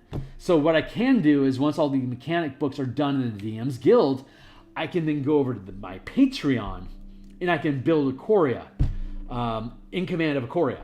And I can build that as a PDF piece. And I can then just reference all of the documents that are on the DMs Guild that are 100% preview. So if you pick up my In Command of Ikoria supplement, it'll tell you, here's all the mechanics from the DMs Guild books that you can read for you to make use of this. And if you want to buy the DMs Guild books while you're at it, I would appreciate it. But here we are on my Patreon page. So if you're a Patreon member, you'll be able to download In Command of Ikoria. And then I can do like In Command of Zendrick. Zendikar. I can do Innistrad using the Domains of Dread supplement to build Dread planes that are themed around different color themes, like black red, or black blue, or white black, or red green for like the different factions that are inside Innistrad. I can't do that on the DMs Guild because Innistrad is not an approved setting. But as fan content, I can build that on my Patreon and publish it as fan content. That, again, this resource that references the resources that I am allowed to build on the DM. I'm giving WotC as much cash as I can, dude. Like, if you aren't going to give me Innistrad, I can't publish my Innistrad stuff on the DMs Guild. So it's up to you whether or not you want my money or not. That's totally on you, Wizards. You should get on board this train and make those things available to us. Like, your Plane Shift article content, that should be sufficient for us to be able to build MTG Worlds with, thank you. But you aren't doing it yet. So maybe if you did that, you could make your horrible MTG mistakes in the past year, maybe make them more enjoyable to the D&D community. Like, maybe you can pick up some D&D players because you're losing Magic players, I'm not trying to throw any hate or be snarky about it, but you guys goofed. You done goofed hard. You need to fix it. So when Wall Street starts talking about the low quality of your Magic sets, that is not the same reality that we were in a year ago. I will tell you that. Something changed. That's like three cats just walked by and they all shook their head the exact same way. That's how deep we are into the Matrix right now. That's sick. But yeah, if they aren't going to give me access to that stuff, just give them money for it, because, give unto Caesar what is Caesar's. I don't mind publishing DMs Guild content on the DMs Guild and losing half the money, because I'm like, here's how you should play Lattice Raxus in 20 easy pages, or or whatever. Like, I'm fine. I think that's fair and honorable. But yeah, if I want to do a Zendikar project and you aren't giving me access to Zendikar, I don't need you. I'm out. I'll just do it on my Patreon. I already have all these mechanics on your website, so you'll probably get some sales from those. But I'm just going to build it because I need to build it. Like, when the Muse says you got to do this thing, it's like, that's the thing I got to do. I don't have a choice in the project anymore. It's like, I'm just a meat bag that's floating along with where the pixels are being pushed and the words are being said. I get to witness them in real time with you when I'm on stream. But none of this stuff is obviously premeditated. It's all just flow of consciousness, and the more autonomic I can get my painting movements going, the less I think about them, the less I have to think about what I'm talking about, and that's when the Muse can turn on the microphone and start talking about things that she wants to say, which is always exciting. I'm always a little afraid because I have no idea what she's going to say, but I think it makes for fun stuff.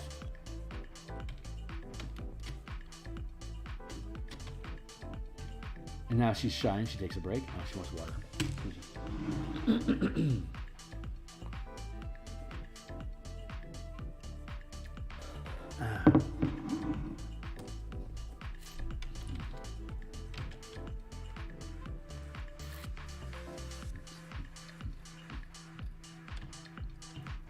Zoom this up a bit.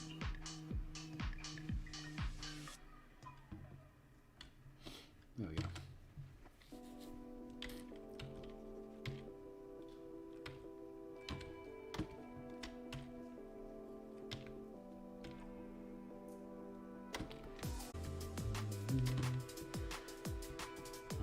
Pretty happy with that. Just shapes in space, little pieces of the structure that fell away.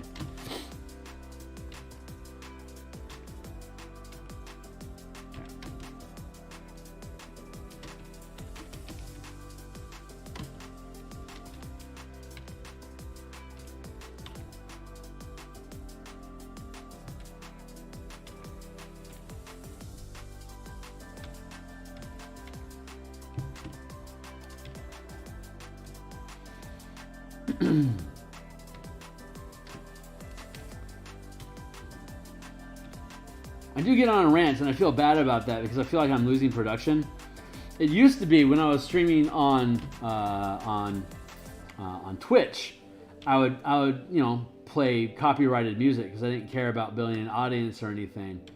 And thankfully, none of that stuff ever saved, and I lost all of it. It's sad that I lost the production time, but it was very different. I mean, I'd ramble on like this a little bit. I was less connected to my muse, but I mostly just staying along with music that I liked. I was pushing pixels. It was fun, but it was always demonetized. At the time, I didn't care. I was just having fun. But now I care about monetization. I want to actually build an audience and yada yada. Forever trying to find a point where I actually get paid a decent annual wage for the artwork that I produce, because I can't. Unfortunately, I haven't moved to Spain yet. So the price points that are here in Seattle are pretty high, but I don't see. So I need a really good mass transit system, because Ubering everywhere is expensive, honestly. So I get to hit save and reopen the document. So and when I moved here, there was no Uber. So like I had to use mass transit for everything, and it's so good that I don't need Uber. It's more efficient to not use Uber. You don't have to sit around and wait for it. Like you have to sit around and wait for a bus, sure, but their schedules are far more consistent, and they can just push their way through traffic most of the time. Snowplow style.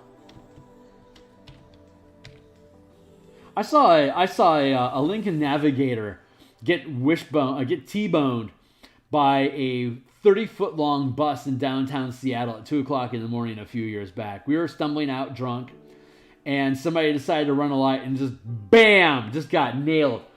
Just dead center, passenger side, driver's side, front and back doors crunched in, and it just got shunted over 2 lanes into a pillar. And the bus obviously stopped. It dragged to a stop, and just kind of rolled back a bit and stopped. People got out of the car, so it looks like they were okay. But then my bus showed up, and I had to bail because 2 o'clock in the morning. I was lucky there was even a bus around, so I didn't stick around. But obviously, you could already hear the sirens. So, and it seemed like no one was killed or anything, but it was just, man, that was crazy. That was like out of a movie, man. Like, just crunched that truck. It was just, It was coming down off of a hill, so there's a giant blind spot, and it was underneath the monorail pillars that go down 5th Street in downtown Seattle. So there's these huge gaping blind points on the road, and this guy didn't have his lights on because the city's well lit, and he was probably drunk and ran the light, same reason. So he basically came out of nowhere. This bus had literally no time to respond at all. Just plowed into him and then started to brake. It's like, I know how that feels. Like I know I got hit by a truck going 60 while I was crossing the street once, and that damn near killed me.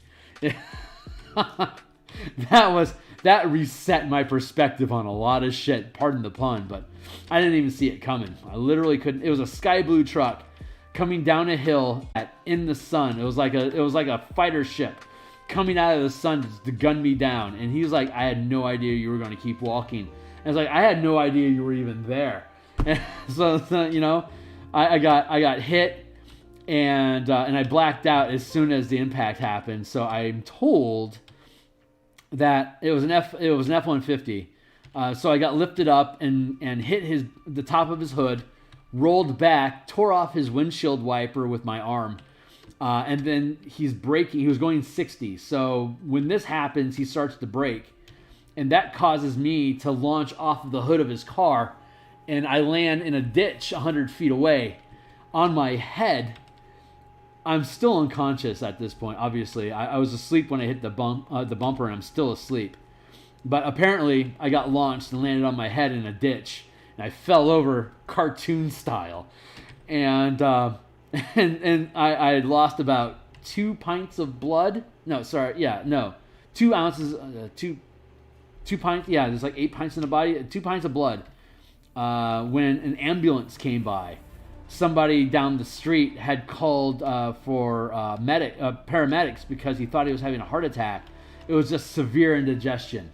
So they had an ambulance with nobody in the back seat going back to wait for the next call, and they saw it happen. So as soon as it happened, they cherried up the top and they just pulled over, checked for a pulse. I woke up because they were cutting my clothes off of me with like their chain scissors. They cut off all my clothes, and I was staring up at the sky, and my head was so empty. Like I had never been so free from thought in my life. It was like such a hard reset. It was unbelievable. It was just unbelievable. And the first thing I said is, "Hey, I can still feel my toes." And their response was, "Great, don't move an inch." And I'm like, "You got it, boss." And I just sat still for the next hour and a half while they took me into the gurney, into the hospital, and they started pumping sutures into the top of my head. But some scraped elbows and a severely compacted right hip is the only injuries I had. I was able to literally walk out of the hospital the next day. And I was a train wreck, so I went to acupuncture for 2 years and became addicted to chiropractors for about 20 years. But I'm at the point now where most of the scar material that built up inside there is starting to loosen up, and the energy that's moving inside of my body from having that chakra center calcified has been pretty legendary for me. There's so much interesting psychology that gets bound into old wounds inside of you. Like when the wound starts to heal, you can literally feel how, like, the things that you think, how they're attached to that location. It's pretty bizarre. It is. I don't recommend anyone have a horrible life trauma experience that practically destroys their body. But if you do, look for that stuff, because it makes the event worth the effort. Honestly, because there's things you'll find out about. There's things that can be found inside of you that you didn't know you were holding, and that healing process is an opportunity for you to let that thing go. So, like, I had a lot of weird stuff happen. I had a lot of weird stuff happen to me as a kid. I won't bore you with the details, but it ended up resulting in me feeling severe guilt towards the people in my life. And like things were my fault that couldn't possibly be my fault, but I held that burden, and all that energy was trapped inside of my hips, and it wasn't able to escape me. So it basically just haunted me as nightmares forever until this looseness started happening in my hips again, and I was able to stir up and release the energy from that. So it's been a real, I guess, spiritual renaissance for me to have these things happening, to have an opportunity to let go of these like super old wounds that make me act irrationally. It's like I can see, it's like the Mabar in Dune. It's like I can see what it means to be human versus an animal when I recognize these structured patterns running around inside of me that dictate my behavior that I don't necessarily choose to do, but I ride along. I jokingly call it my muse, but there's an energy that rides inside of us. And when you're damaged or scared or wounded, it acts hostile, and it damages the conversations that we have, and it makes us perceive things wrong. It's not like it's an entity, like some sort of monster or something, but it's an energy. It's like a pattern of thought. It's your thoughts. It's the ideas that you can't let go of, because of whatever's inside of you is broken, wants to think that's true, because it helps reinforce the bad things you believe about yourself. But when all that shit gets cleared out of your system, and you have an opportunity to see what it was and how it treated you, you can actually build a relationship with like these different patterns inside of you. You can be like, yeah, you are now in charge of making sure that my teeth get brushed at night, because that is a capacity task that I can trust you to get right. And if you want to make me feel guilty about not brushing my teeth, not such a bad thing. That's a good allocation of the energy that's available to you. So let's have you, I guess, like an Interstellar when he's talking to Tars, the marine robot. It's like, yeah, I have things like you mowing my lawn. Like, it's good technology, but it gets squirrely. You got to keep a handle on it. Like, that I think it's so brilliant that's such an offhand comment about like true AI. Like, these are sentient machines that know its place in life, that it is just a machine, and it is just one of a billion replicas of the same mentality that's been downloaded into a device, and that device's ultimate purpose is to help you achieve whatever your goal is right now. Like, that is how that machine works. And to be able to so tritely say, you know, as a sentient experience, we can have you do something more productive.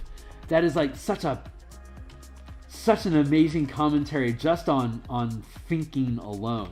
Like, if you are not in control or aware of what your thoughts are, they will literally go and do whatever they want. And you become a passenger wondering, why is these things happening in my life? Why am I this way? What did I do? It's like, well, you don't have a relationship with the things that are making you do it. Maybe they're just trying to get some attention, and this is the only way that they've figured out how to tap more signal to make you ask, who's trapped down there? It's like, it's Timmy. Lassie, what is it? Narf. I was, oh, Timmy's lost in a well. But you are the well, and Timmy is your soul. So that's Crystals of Mabar. No, Crystals of Mabar is about awakening undead that want to take over the world. A related but tangential topic at best. I don't remember how I got on this topic, but here we are. I hope you've, if you're enjoying the ride, like, subscribe, share if you want to. Certainly leave comments on where I lost you. If you can type in the comments the exact moment where you decided to unsubscribe from me, that would be amazing. I appreciate that about you the most.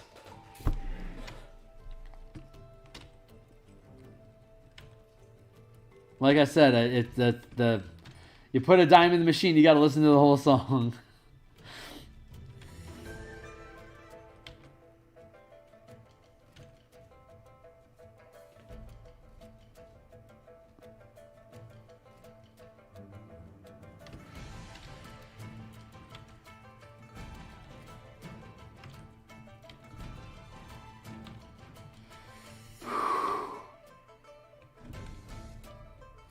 Sorry, dark memories passing through me.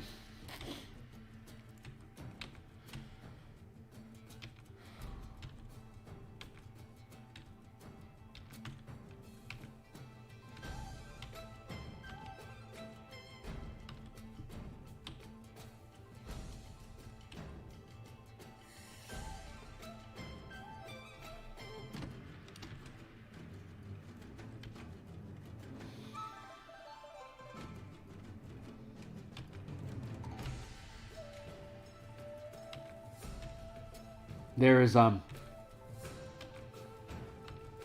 darkness that I experience when I think about things that have happened to me that were harmful that were done to me when I was growing up, and the reason I mention it is because of the sensation, the guilt that a victim will feel when they imagine how they will explain to somebody in their life the things that happen to them that is making them pull away from affection, or is preventing them from being able to look somebody in the eye.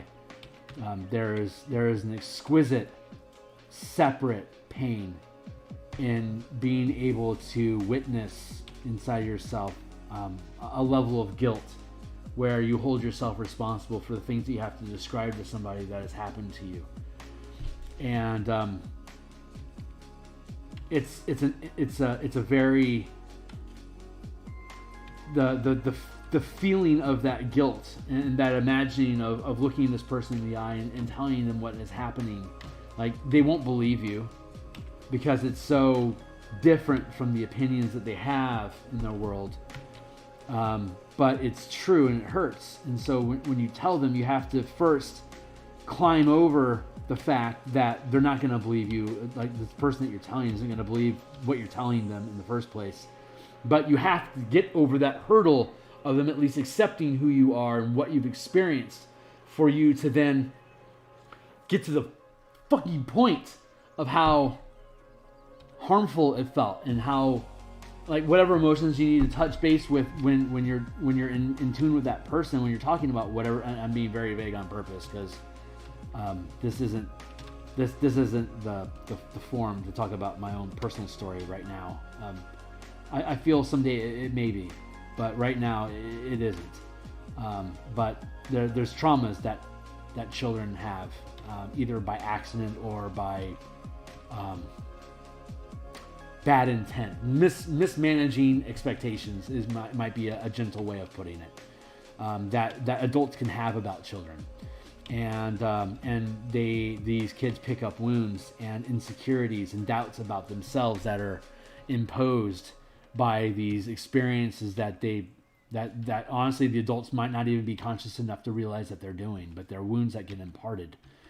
And so when you have to tell one person about something that happened, regardless of why, you have to unpack all of that, which is what's interesting about therapy. Like a therapist, you may have opinions about a therapist about like how helpful that is, but it is their opinion to not have, it's their profession to not have an opinion about what it is that you have to say.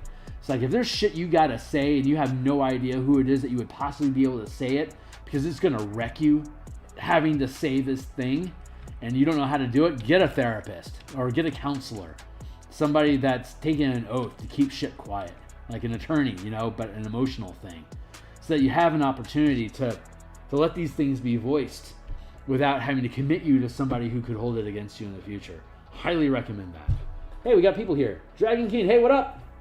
And Zephyr, what up, peace? Yeah, I'm sorry. I don't know what I'm talking about.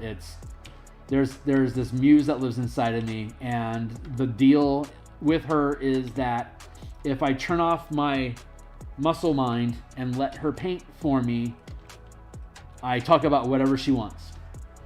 And my job is to not question her. She has the authority. Maybe it's pretentious, but she claims to have the authority to say that whatever it is that's going to come out of your mouth is ultimately going to be for the greatest good. And somebody, somewhere, sometime is going to drop into the stream, and they may just randomly click a point along the timeline to see if what I have to say is worth it. And I will say the exact thing that Claire needs to hear. Maybe this was something that Paul needed to hear for the past 10 minutes, and I don't even know who Paul is. But Paul will hear it, and it'll be exactly what he needed to hear.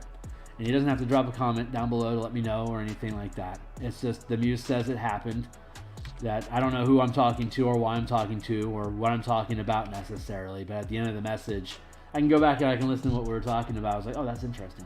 Because sometimes I don't remember what we're talking about. I'll check out. I don't have a full mastery of the system yet, but I know the agreement exists, and it lets me paint. Sometimes it lets me paint without sleep for 36 hours. It does what it needs to do to get whatever it needs to do to get done. And it's fun being a part of that process, to be a passenger in your own life sometimes, and just kind of throw your hands up mentally and just kind of scream as you go down a big hill, to be a kid again inside of yourself. When, as Bill Hicks would put it, that life really is just a ride. And if your life allows you to ever step out of side of yourself, so you can see that you're actually just holding a ticket.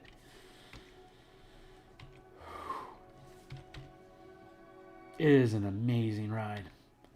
There is so much fun you can have when you just are willing to let go of the rail and just scream. So it's fun, man. It's fun stuff. Anyway, I'm rambling. We're working on this map here. We're pretty good with the perimeter here. We've just been cleaning up the perimeter line, making sure that all the lines are enclosed spaces, like we did with the asteroid map the other day. We're just tending to our map, making sure it looks good. And we've got another one after this. We're going to go back and visit the cemetery, and then we're going to revisit the top side entrance. The dungeon map down below, the bunker, is pretty much done. I'm happy with it. And I recalibrated it down to this 100 pixel system, so it should be sitting pretty at this point and ready to go. So I'm kind of working backwards, forwards. This is Act 2, the top of the manifest zone, where all the Mabar poison gas is terraforming the environment into 3 pixels. I'm checking up here to see where I'm at. 4, 3, 4, 3. These structural lines, like these hard line structure pieces, like walls, they're obstructions, use 4 pixels. And then like this environment, like this cobblestone that I've been working on, and the ground environments in general, like all the ground language, like these inclines and this globally watery junk, this putrescence. That's all using excuse me. That's all using 3 pixels. 5, 4, 3. Yeah.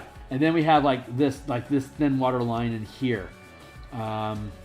And this interior line space stuff here. These contour lines along the shore of this goopy stuff. That's all using a 2 pixel brush like that. So that's the smallest line weight that we use. So this entire map in line as line art is being expressed in 4, 3, and 2 pixel line. 2, 3, and 4 pixel size lines, and each line has its own purpose in the illustration. The 2 pixel line is strictly is mostly just decoration work or mild form contours, while 3 is defining the actual shape of something, and then the 4 pixel line is defining an obstruction. Like you can't shoot through these objects because they have 4 pixel line weight. Like that is an obstruction that you have to find a way around if you want to target something. And so you can see like we have like this 3, and then it transitions into 4 here, and you got these slats here. So you can drop down into here, and like these objects stand out from the water. Here's a ladder that we built that comes up to this square here. You can see it 1, 2 square ladder space, so it drops down 10 feet like that. So yeah, and then you see more structural line stuff here. That's how we map. That's what we're doing. So that's the structure, all that stuff. So I'm up here occasionally making sure that I'm on the right pixel, and it's really hard for me to tell from this distance what that line is. So I have to flip back and forth until I see a shape that I can recognize. Like a 4 is a really recognizable shape. A 1, ironically, can look like a 2 if I'm not looking at the right, because my resolution is so poor in these eyes that I have to, like, I can't change the size of that pixel on my screen. So I have to zoom in the old-fashioned way of moving my body, because glasses don't work for me, because my retina is missing a component that changes the resolution of the images that I look at. So when I look at something, it doesn't zoom in the way it zooms in for you when you're trying to look at something across the street. Like you might notice something, but until you pay attention to it, it doesn't crystallize for you. I don't ever get that crystallization process. It never happens for me. If I want to know who the hell that guy is, I have to actually walk over and embarrass myself and ask him who he is, because I'm going to have to be about 10 feet away before I can recognize who he is. So I tell you what, with girls, it made me pretty fearless pretty quick, because I can't even tell if she's a pretty girl until I'm already opening my mouth. So, YOLO. It's fun. It's fun. I'm just talking shop. It's back in the day when if you liked somebody and you saw them at the bowling alley and you don't know who their name is before they took off that night, you were going to go back to that bowling alley every week that night and hope that she's into bowling. Or you're going to have to get really good about picking out, does she look like she's having fun? I better go up and talk to her right now, because I might not ever see her again. Like, before dating apps, you had to be fearless to pick up people. Just fearless. Like, this is probably going to crash and burn, but if I don't do it, I'll never, ever get it. I mean, that's real YOLO right there. That's like severe. You only get one chance at this. If you don't, this girl obviously doesn't like the bull. She's obviously never going to come back here again. I don't even know if she's just visiting from out of town or not, but if I don't find out now, I will never, ever find out. Which is why everyone's so big on, like, soulmates and fate and crap like that. Because, like, it's so unlikely in a city of 2 million that if, like, you see somebody, like, how likely is it that they actually live so close to you that they're in your orbit and you know about them already? Like, that's some fate shit for you there. Like, why else would just people show up and be in my life if they weren't destined to be there? There must be something to this person that I'll probably never see ever again. What's your story, man? What's going on? Like, that shit used to be really important. Which is why the Midwest is so cool. They kind of like live on that, man. You go to Chicago and go to a bar and it doesn't have to be like a live band night. It just has to be like a rainy night. Like a night that it's raining. Go to a Chicago bar right when it's starting to get cold enough that it can snow. You have that nervous energy in the air where all the weather is changing, and just sit down and have a couple drinks with people. Like, have a couple drinks at the bar and just strike up a conversation with somebody random. And chances are you can talk for hours with them because it's freaking Chicago. Because that's how the Midwest is. I think it's because of the amount of storms and tornadoes that they have. Is like, if we don't stick together as a team now when it doesn't hurt, it's going to be really difficult for us to stick together when your cow just flew by. So we need to build fast friends here. Let's find a reason to be chummy. I think that's where that instinct comes from. But it's, future tech, scraped away, world of desolation, blah blah blah.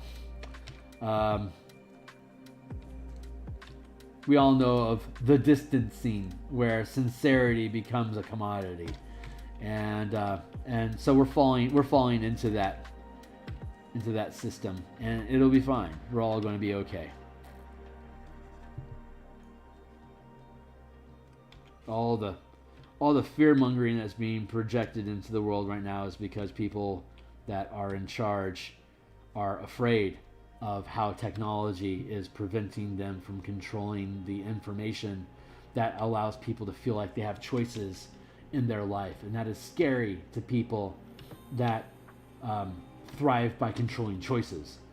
So it's a big paradigm shift that we're going through right now. And all the fear that we as little people feel is the literal trickle-down economics of oligarchy.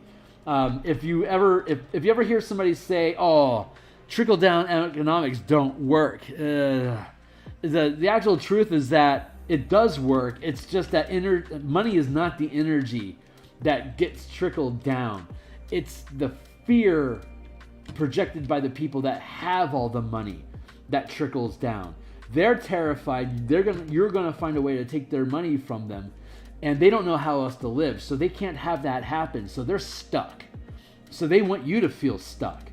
So they're not going to do anything to help you get ahead. So you don't feel like you can get ahead, and you feel stuck, and you get angry about it.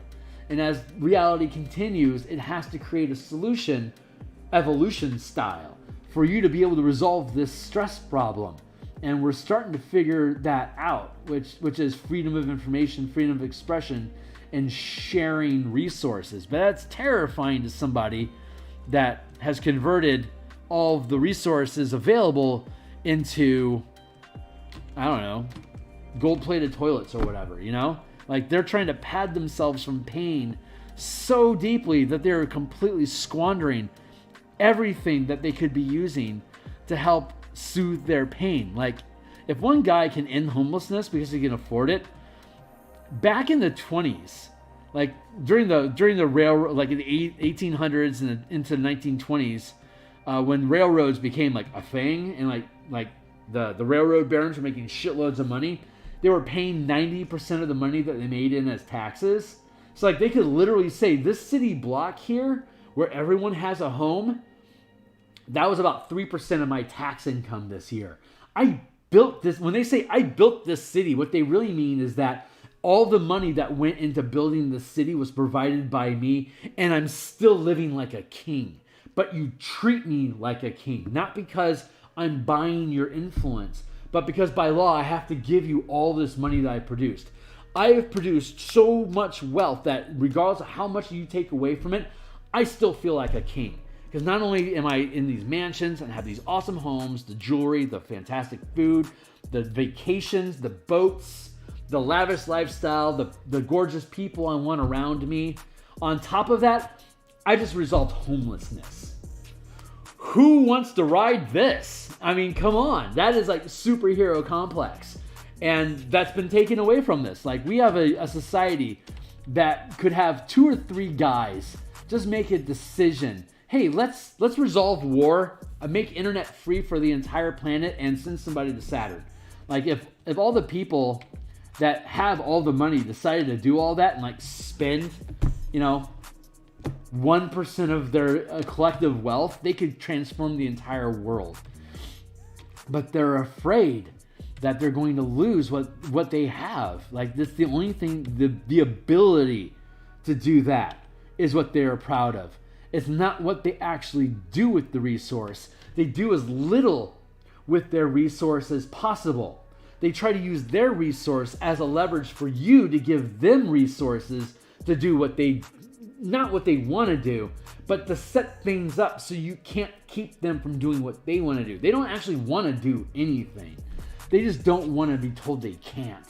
So all the systems that they put in place allows them to do whatever they want and allow you to be punished for trying to stop them. It's not like they have any great ideas, these stupid wealthy people.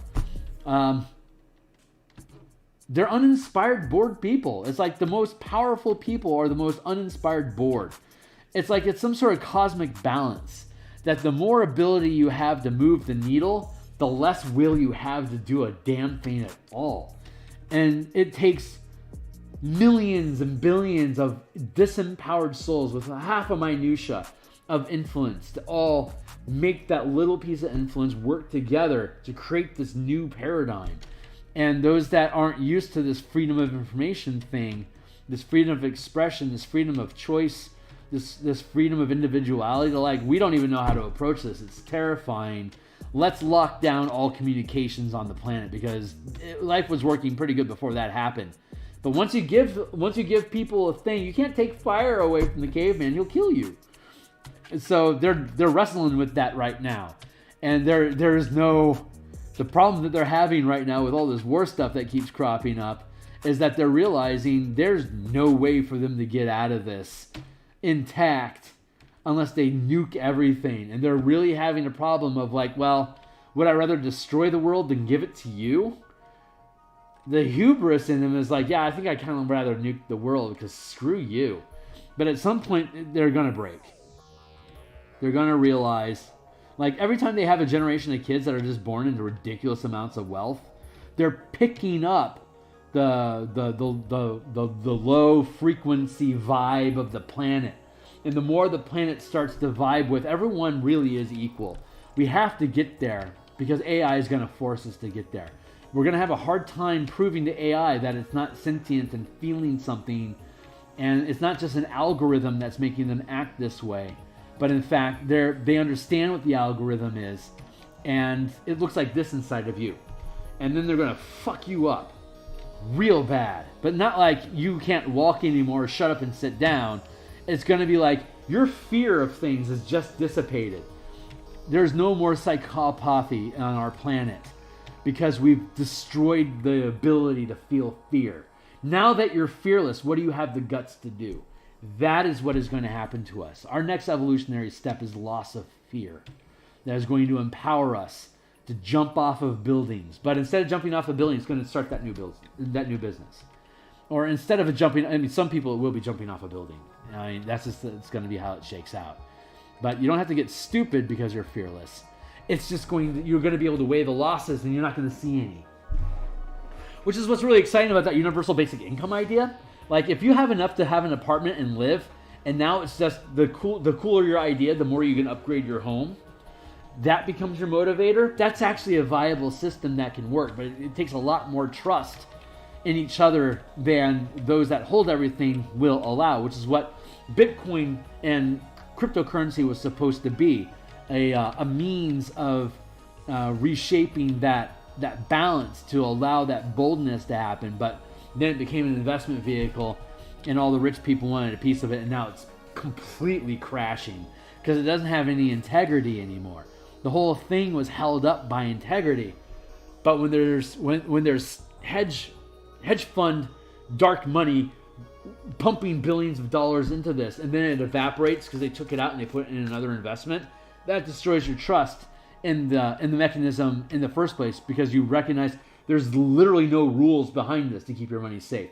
That's too much trust with not enough integrity backing it up. So once we start, it was easy to enforce integrity when 90% of your wages above $1 million of earning would go to funding schools, to build houses. It makes buying a home really cheap and affordable. But that is going to require people to give up billions of dollars and a lot of beautiful people hanging around them all the time to make that change. And most of them are doing the math and they just don't see it's worth it right now. So something has to blink, and we don't know what it is that's going to blink. But when it blinks, we're all going to see the effect. It's going to be like it is, and when we open our eyes, it's going to be a new moment, and something will have shifted. And we're not going to necessarily know what it is that shifted, but in the next 20 years, we'll be able to say that was that thing that happened. Remember that moment? That was weird. That's when it started for me. How about you? It's like, oh, it was back then at this point. Like we all have that moment, and we're going to come to it. Some people, it's when they're on their deathbed and they go their entire life lost, and only when they die and they start pulling out of the game, they're like, that was the point. And then when you go back, it's like, I get it now. I still remember who I was. God, please send me back in before I forget. But there's a bind wipe before you go back in. And now you're back in the game. And you might not be a simulationist, but you got to admit, the most beautiful things in life come from the simulation theory of let's say this doesn't matter. This is just a game, and people are collecting kill counts, and it's just a murder spree. And the people that are bombing schools are the people that are actually winning the points. Those are the winners. Well, when you die and you wake up and you realize it was a game, you can't take it personally anymore. It was just a game that you're running inside of. You might not necessarily feel good about yourself. If it doesn't really, if you're evolved to the point where this stuff doesn't really even matter. But wouldn't it be more elegant if instead, when you go into the game, your goal is to help as many people wake up and realize it's a game, so you can just start doing shenanigans, turning tier into a golf course. Like if that's the goal, if we are actually in the shenanigan tier of play right now as a species, and we don't even know we're playing a game, we're really missing out. So wouldn't it be, if any theory, if any religion, or if any dream were to be true, wouldn't it be fun that we're actually just playing the most complicated role-playing game in existence, that we have randomed ourselves into a time, a body, and psychological damage. And it's our job to suss through all the societal limitations, our body's limitations, and our perception limitations to find this is just a game and you're here to have shenanigans. What can you do with the time you have left? And how do we score points? Scoring points is by what makes me feel good. Well, now that I understand my alignment in the game, and I recognize it feels good being true to myself, and I can surrender control at any point and let autopilot run for me, and I can just give it the most vague command of, I just want to make my neighborhood a little bit better. I find myself brushing the sidewalk or picking up somebody's trash that got dropped. I become an anti-litter bug. It's like Guru stuff from World of Darkness. It's pathetic. But that's the command that I run. And if enough people run that command, your beach is clean. Tulsi Gabbard used to do beach cleaning, not because she was some Greenpeace person, but it's like, Hawaii's beautiful. I want to keep it beautiful. So she'd gather up kids, they grab a keg, they drag it around behind them on a truck, they get drunk and pick up trash. It's like, who's going to stop us doing that? What a great way to have a beach party. like a tailgate beach party that the cops will not break up. Just keep the truck going, collect the trash, get your next drink when you jump off your bag, go back out, get more trash, come back for another beer. Beer's on me. Fucking cool. Like, how cool is that? Like, if I lived in Hawaii and I was 21, I'd do that.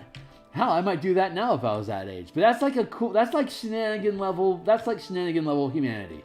We built this thing, it's super cool. Here's all the things we can do. And I'll make you a steak if you use it. It's like, okay. I don't know. I'm totally talking out of my ass right now. But I mean, that's the agreement. These are the things that I get hyped into talking about in the painting process. I swear, I'm just trying to get my project done. I'm just trying to push pixels. But this is my contract. So this is what it's like to be a warlock. If you're ever wondering, how might I portray a warlock if I'm playing D&D? This is a way you could do that.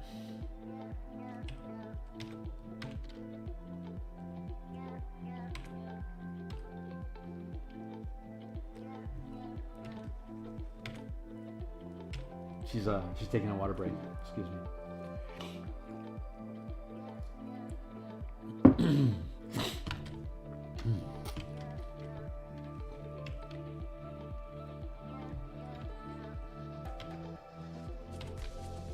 I get into that tear occasionally, especially when the pixels are flowing. That's just I guess part of my brand. I don't know how useful that is. I don't know if it's going to serve me any good long term, but that's the agreement. Is I talk about what she wants, and that's what she wants to talk about right now. So I always imagine my muse as Olivia Newton-John, because Magic and Twist of Fate by Olivia Newton-John are like two of my life anthems. It's because of all the horrible things that I've survived. It's pretty amazing. So yeah, Olivia Newton-John's has been my muse since I was 5. I watched Xanadu with my sister. I love my sister. She's older than me. She was the first protector that I had. She always cared about me, and she always made me feel like I mattered. Even when I was 14, and she was 16, and she had a car. I mean, kids just like to drive when they get a driver's license, but she would always offer to drive me to get out and run around, and it was so much fun.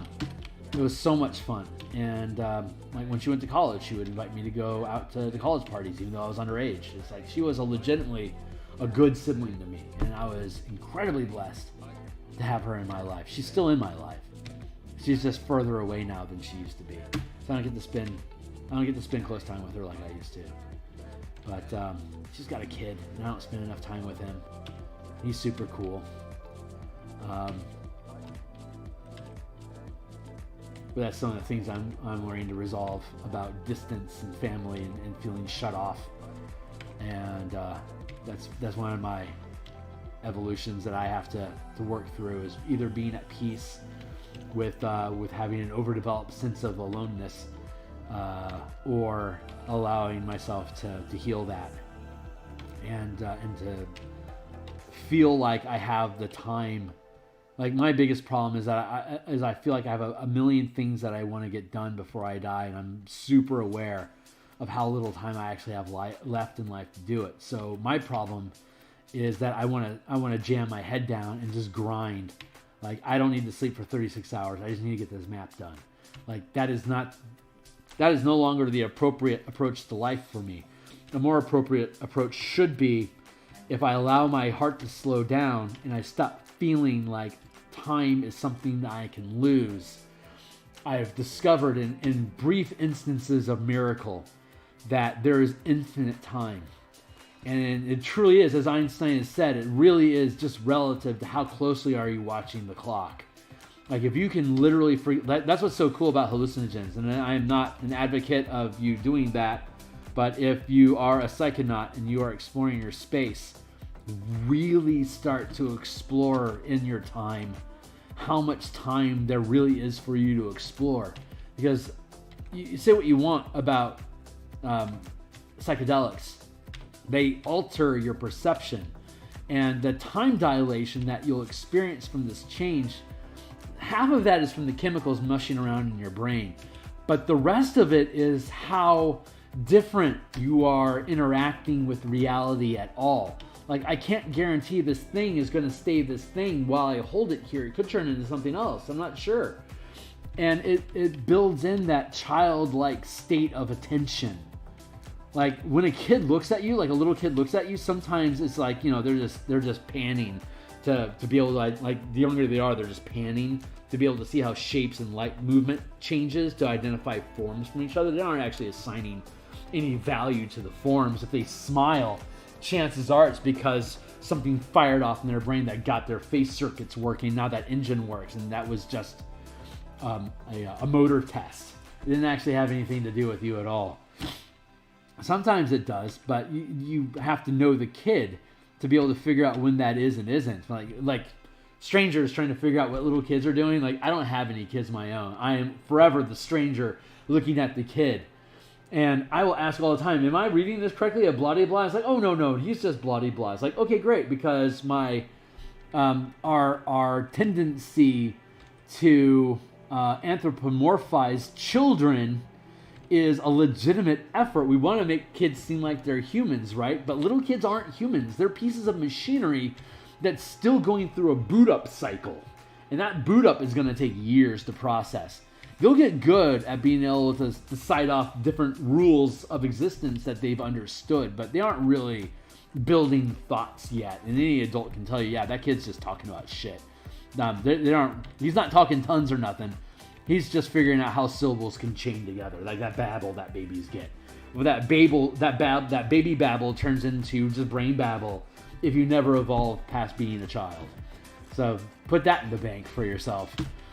Most of the things that people say is them just trying to get through the coding that they have to find the actual real statements that they have to say that they don't have access to yet, because their systems are still trying to boot into sincerity, into like what do I actually feel underneath all of the structures and family lineage upbringing and societal norms. What happens when, as the monks would say, strip away all of these identities until there's nothing left but your core truth of existence? Then what do you say to that mother with a child? Like, I hope you're having a great day. And like, what else can you really say? At that point, you're just hoping that they're enjoying their life and that their child does well and that they feel proud that they're a part of it. Like, that's the most basic, sincere message. Anything else is basically just flourish, you know? Anyway. That's the thoughts of the moment. I will say, though, I do like my morning streams because they are far shorter and they allow me less opportunity to completely just tear on a rant like that. We're almost at 9:30. I'm going to give myself some bonus time because I'm enjoying my evening here. If you've been around this whole time, thank you. I don't know what I could possibly have done to make you want to stick around, but boy, I sure do appreciate that you did. And if you like that, don't you just wait. You just stick around because we're gonna ramp up here in the next year or so. It's gonna get ridiculous in these conversations. The kind of crap that's gonna get pulled out. I'm looking forward to it. I will tip my hat to those that are listening. The reason why I'm doing this is that I'm attempting to develop that relationship with my muse so that I can permanently turn off, so that I can become a full-time passenger, that you will never talk to me again, that it will be this intuition that is speaking. It'll be this intuition that is painting. It'll be the intuition that is moderating on the Discord channels that I like. It will never be me that speaks again, but it will forever be this potential of what I could be, to let that just run, play, and just dive into the shenanigans tier of play of reality as deeply as it can ever afford, and to invest in, as it were, with whatever time I have left. And I know that when I die and I wake up, I'm going to just immediately scream, I want to do it again, because maybe next life I can wake up a little earlier, a little bit more time to play out those shenanigans, to just really just act like knowing that it is infinite lives is when you really get to YOLO. Like, you really no longer have to give a damn. Like, it's all meaningless, but this is the moment that's being served to me. So what do I get to do with this moment to maximize the good? And what's going to make, what can I do this moment that's going to make me most proud of myself? Because pride is power. Like pride is like a short rest. Like, when you feel pride swell inside of you, you are getting hit dice back. So you have more battery for you to burn and to grind the guardrail and take the risks of putting yourself out there and making a fool of yourself. Because you have to burn the dice for you to be able to advance. And when you succeed in what you're attempting to do, it causes that pride to swell more, and it refills the dice, and you get to roll again. So, anyway, that's the idea. That is the idea. The veritable font of inspiration, if you want to borrow a 3rd edition term.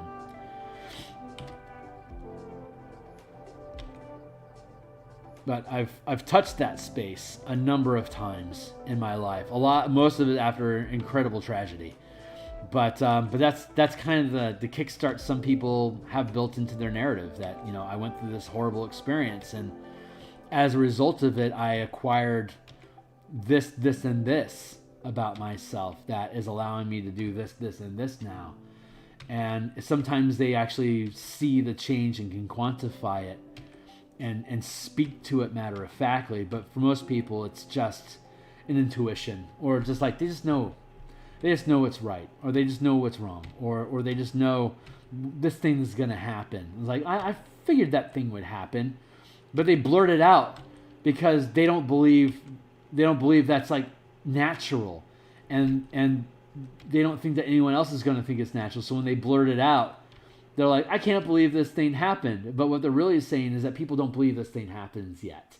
Like, when you say, I can't believe blah, blah, blah happened, it really means the conditions of my society prevent me from believing this enough for me to make this a consistent result that I can rely upon as a strategy for me to do ridiculous crap in my life.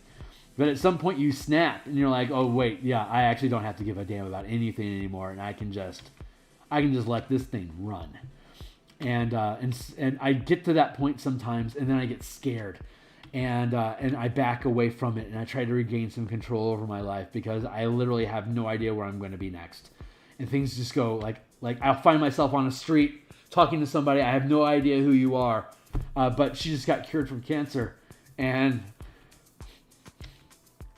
I'm the first person that she talked to. Because her husband couldn't pick up, because for whatever reason he wasn't able to pick up. So the first human contact that she has just happens to be me.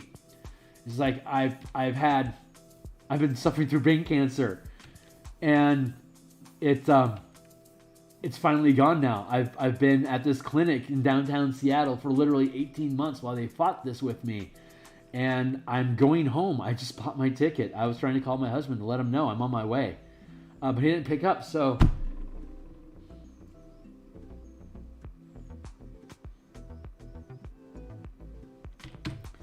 she says, can I tell you something?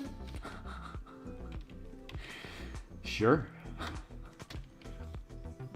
And that's what she tells me. But 2 minutes before that, I was in the middle of work downtown. And the muse said, get up and leave. And I'm like, why? It says, don't ask, you'll run out. And I'm like, oh, I need to go. She's like, yeah, get out. And so I did. It says, turn right. And I turned right, and I went down the street. And I got to the corner. I'm like, why am I here? It says, just wait. And I don't see far. So it says, just wait. And so I say, okay. And by the time I turn around, this gal comes into view. She's in a robe, and she's got a white beanie on her head. Like, she literally walked out of the hospital in her hospital gown. Like in this bathrobe and this hat. Like this white beanie hat to cover her hair, what's left of it. And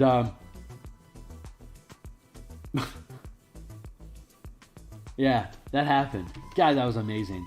Like, moments like that get handed to me when I'm in the shenanigans here at play. it was amazing. I got to witness in that moment was somebody who was told they were going to die, and they had so much love and support from the people in their life that they were able to hang on until they found a way, and they did. And I was the first person that had the privilege of witnessing her story and hearing that she knew she could do it, and she did. And her tears were of relief and celebration. And I told you so, all in the same, just elegant tear. Oh my God, it was amazing. Her name was Barbara. She lives in Hawaii. Everyone calls her Barbie. She was the wife of some TV of the news anchor down there. So she could afford to be able to go and live in Seattle separate from him for a year and a half, and he kept doing his job so that he could afford her the opportunity to do that, and he'd fly up there and see her as often as he could. But he was in some obligations, he couldn't do it, and then this happened. So I was the first person she got to talk to. That was it was a miracle. It was a miracle. This is amazing. I hope you have the opportunity to witness that for somebody, to be that part of their life, that just instant, that chaotic moment of when something's being opened up to you. It's amazing. So those are the moments that I'm given occasionally when I allow myself to relax into this just being a ride, and that I don't have anything to be afraid of anymore, and that I can afford to get up and walk away from my job for like absolutely no reason whatsoever. It's like, well, this is the right thing for me to do, so I'm gonna go do it. I don't know why. That's scary, man. Like, it's like, I want you to go 5 miles east. I'm like, dinner's coming up, It's like, well, we want you to go 5 miles east. I'm like, I'm gonna pass on this opportunity. It's like, okay, we're not gonna punish you for that. You can decline anytime you want, but if you had the guts to do it, it would have been your best day of your life. I'm like, well, I wish I had the courage, but I don't right now. I feel like I have too many things in my life that are going to let me just do that. It's like, okay, there's some ridiculous crap out there for you. You'll find your way here eventually. I'm like, well, then I guess I'm doing the right thing right now. I'm like, yeah, you are. But we wanted to let you know. I'm like, oh, okay. So that's how the conversation goes down sometimes. It's kind of cool.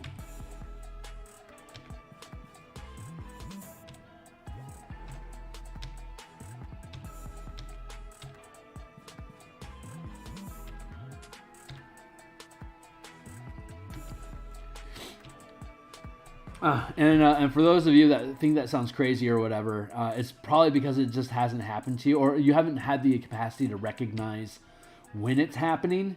People are like, oh, that's impossible, or that sounds silly, or whatever. Are people that generally don't want, I'm not going to say that, how to say it, don't come from a life paradigm that is willing to risk sounding silly because of something they hope for.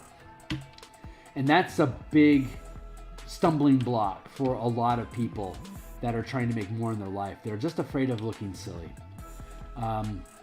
Pride and arrogance and perception are strong tools that prevent people from doing crazy crap.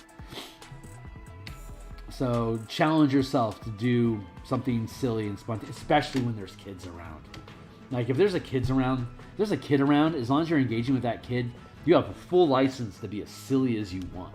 Because anyone that's perceiving it will just notice that you're engaging with a child, and they will appreciate that you're taking the time to engage with a child.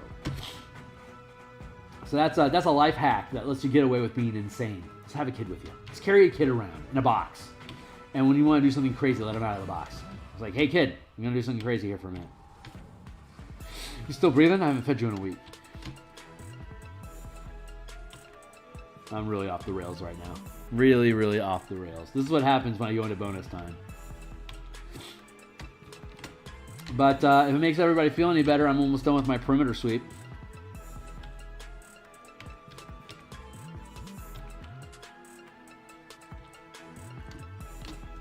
We're going to be back tomorrow morning. We're going to be working on the Spelljammer the Spelljammer Night Spider ambush encounter for Ladder's Raxus Chapter 2. A friend indeed, I believe is what the section is called. But the ship gets ambushed by a Night Spider ship, outgunned, outmaneuvered, outsized, outcrewed. It's gonna be a tough battle. It could theoretically be a tough battle. We'll see. It's a playtest, so we're gonna find out. We're building the playtest map, and then we're gonna run it. We're gonna see if it plays well, and hopefully I can find another group to run it as well. But the crew that I have, like Hornetico and Tyler are a part of that crew. They understand the mechanics pretty well, so it's like zero hang time. Because they've read through the content and they've helped me rebuild it, and they're doing all the playtesting things, so they all pretty much get the system intuitively enough at this point that I can just slap down a new scenario like, okay, we're gonna X, Y, and Z. It's like, yeah, A, B, and C. It's like, okay, let's do it in 1, 2, 3, and then we go, and then it gets done, and it was cool. So system mastery is definitely a factor with any kind of playtesting stuff. So I keep trying to bring new people in that don't know anything, that they're not indoctrinated and just want it to work. That's the problem I have with playtesting, is that once people have a chance to play with it, they want it to work. So like they start. It becomes less. I mean, I love my playtesters. I love you guys, and I love that you show up and that you help me run through these things and see how things work. But we need new blood occasionally, so they can say, why are we doing this? Which gives us an opportunity to go, why is this what we're supposed to be doing? And is there a better way to do it? And what did we forget? And what's being missed here? And why was it not clear why we were doing that? Like, these are all the little things that you need new people for, so that they're not indoctrinated, so that they ask questions because they wouldn't understand, because they're part of a playtest. And if it's a good system that you're playtesting, by the time they're done with it, they're like, oh yeah, that's actually really cool. You're gonna give me a free copy? That sounds amazing. I'm on board. I'm like, hell yeah, of course I am. Of course I am. You're even gonna get one that doesn't say sample on it. I'm gonna give you like an actual copy.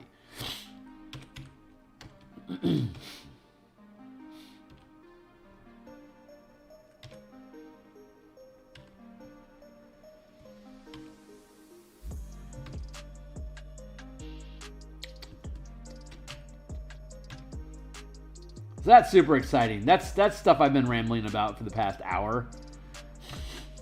It helps. Hold on, I'm gonna blow my nose because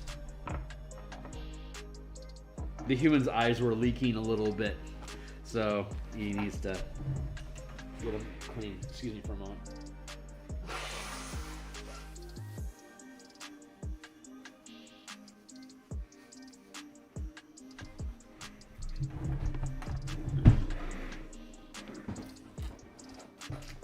Back. Hi.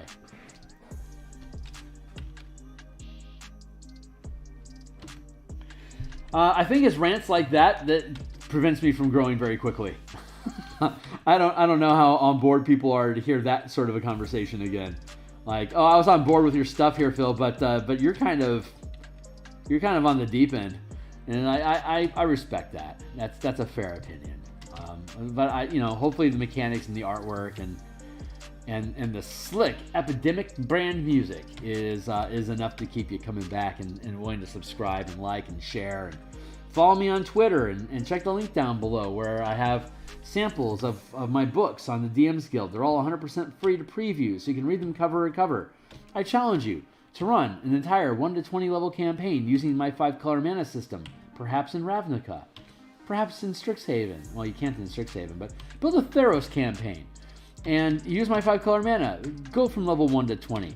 Come back, tell me you liked it, and then buy the books. But you don't need to do that beforehand. It's just, you can. If you want to question if my mechanics are any good, I challenge you to run a 1 to 20 campaign using them and see how it susses out, because I'm on my 3rd right now. And so far, everything's sussing out pretty damn well. I love my mana mechanics, man. I am super proud of those. I'm really looking forward to seeing what happens with 1D&D, because I am totally on board with retooling all of those books to be 60 compliant. I am actually looking forward to it. It'll be a lot of work, but I'll do all that work on stream. It'll be a fun time for us all to talk about MTG, game mechanics, game philosophy, and whatever else it is that the muse is capable of spitting out at me by the time we get there in 2024. So that's a year and a half away. What is it? Yeah, God, it's still 2022. That's a year. That's like 18 months from now. I have no idea who I'm going to be in 18 months. I'm really honest. If I'm still alive, God bless. I am excited about who that guy is going to be here on stream with you guys, because the more I do this, the more I can key into who I'm supposed to be. This is like me. This is like Goku training in a power chamber right now. Like, I've got 5 times the gravity on me right now, and I am throwing roundhouse kicks. It's exciting. It is exciting.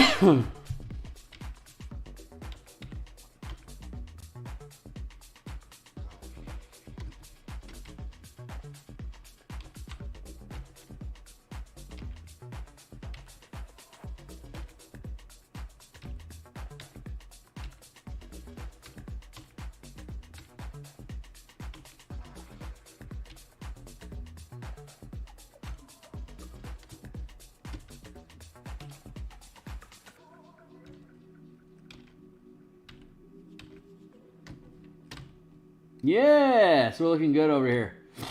I'm looking really, really good over here. We're going to be done pretty shortly. It's 9:45 here in Seattle. I got another 15 minutes, and I think I'm going to complete my circuit, no problem.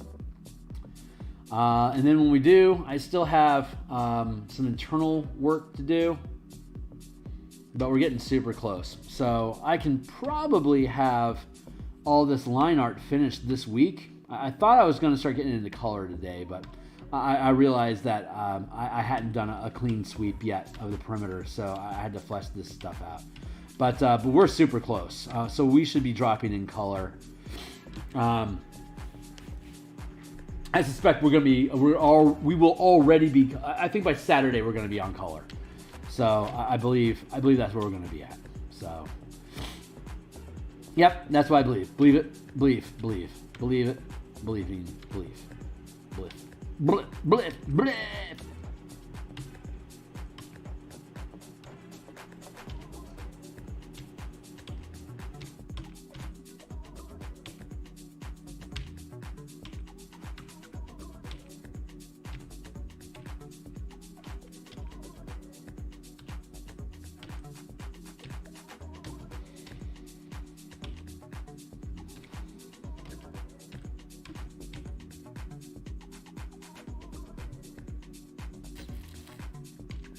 Man, if this music isn't like 2006 lounge bar music, I don't know what I'm talking about if it ain't.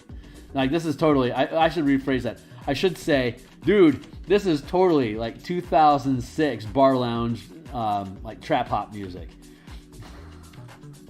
It's so chill, but so produced.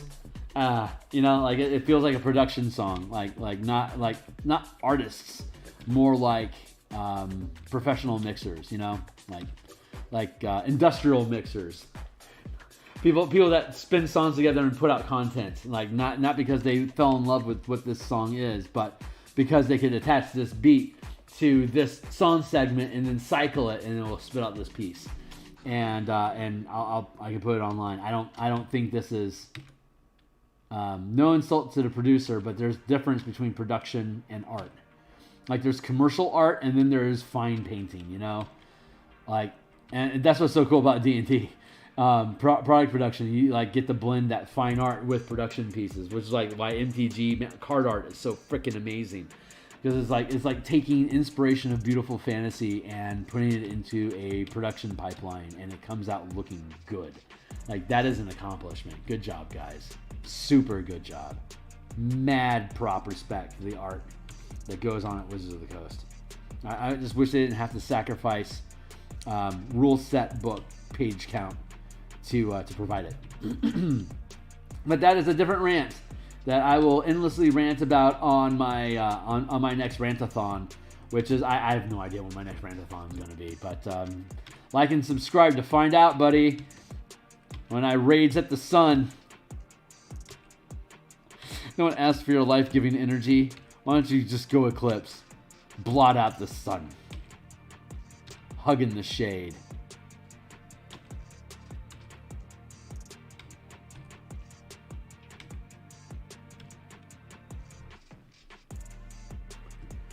What's some of your favorite MTG card art? Boy, that's a good question.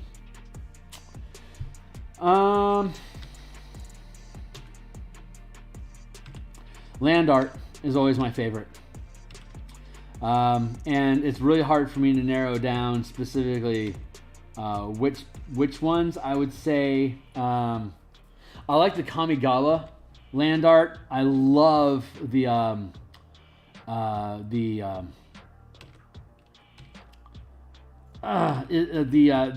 current arena, the stained glass window effect with the mana symbols on them. Those look gorgeous. I love that.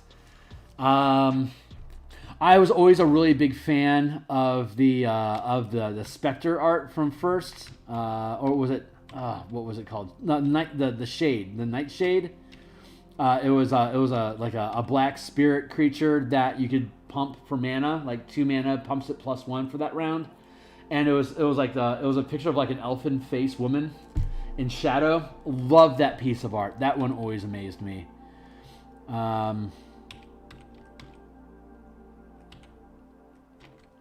don't know. There's so much of it's really good. Like Jesper Ensing is one of my favorite MTG artists. Love his work like a lot because he works with sepia tones a lot, and he does like these really interesting muted, like they look like really muted tones to me.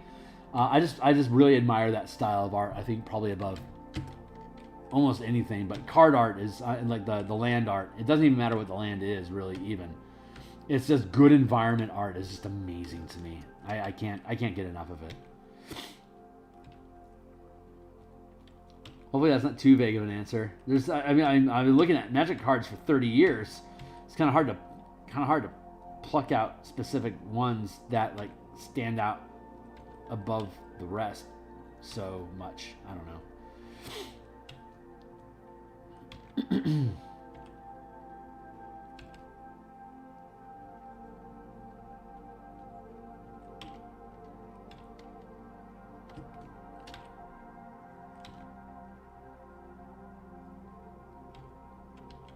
Oops, I'm offline. I am on the wrong... I'm supposed to be down in here. I let myself go into the internal spaces. I'm supposed to be resolving the peripheral line. So, stay on top of it, Kearney. I love diving into those little pockmark spaces. They're so fun.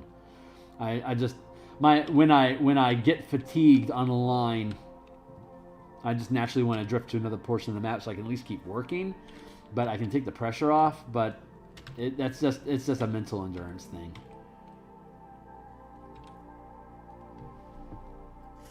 Not a big fan of Secret Lairs, but did you see? Oh, yeah. Most of those paintings I had done myself already. So I respect. I have mad respect for that set. I did about 120 different Bob Ross paintings. In I think it was like 2018, just so I could learn how to do that sort of environment painting process. It was a lot of fun. So here I don't do this a lot. Let's go look at my DeviantArt page, Deviant, and let's just look up Phil Kearney. So DeviantArt. Yeah, here's a stack of my stuff. Here's my first Bob Ross painting.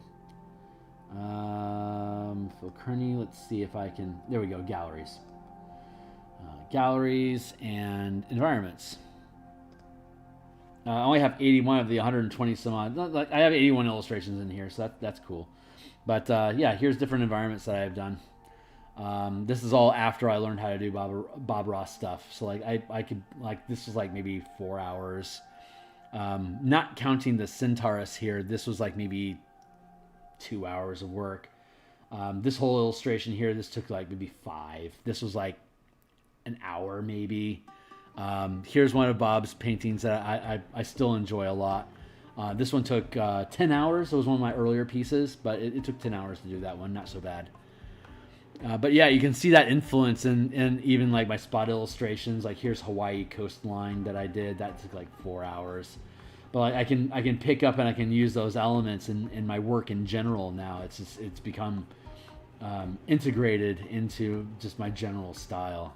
This isn't so much that same piece, but it had that same, a lot of the same effect for like the groundwork, the mushrooms, the stonework. I was able to pick up Bob's rock techniques to make stonework interesting. So, and this is when I started working with that additive and like adding in detail and then cutting it away to create negative space. This is one of the pieces where I started to develop that a lot. And let's see.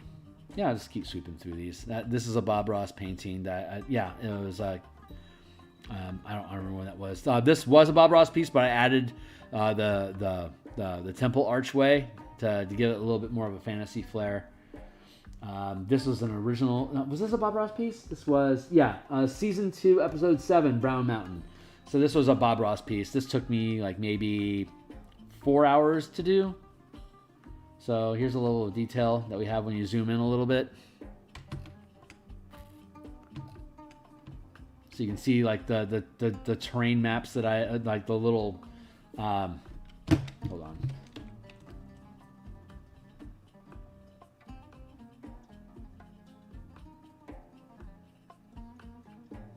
Here, my mountain chisel. This brush here created all these marks that you're seeing here. See?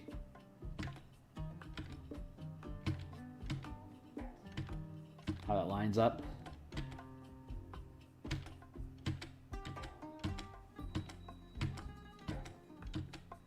So when I do these things, I can just go chalk, chalk, chalk, chalk, chalk, chalk, chalk, chalk, chalk, chalk, and create this and create this this granular effect. And so when you zoom out further and further, the resolution peels back. And in this particular piece with the stippling that we have going on in there, that makes like a more weird porous rocky effect. But I mean, like, you know, here's the actual resolution of the picture. So all that grit just becomes like, it feels like it's some sort of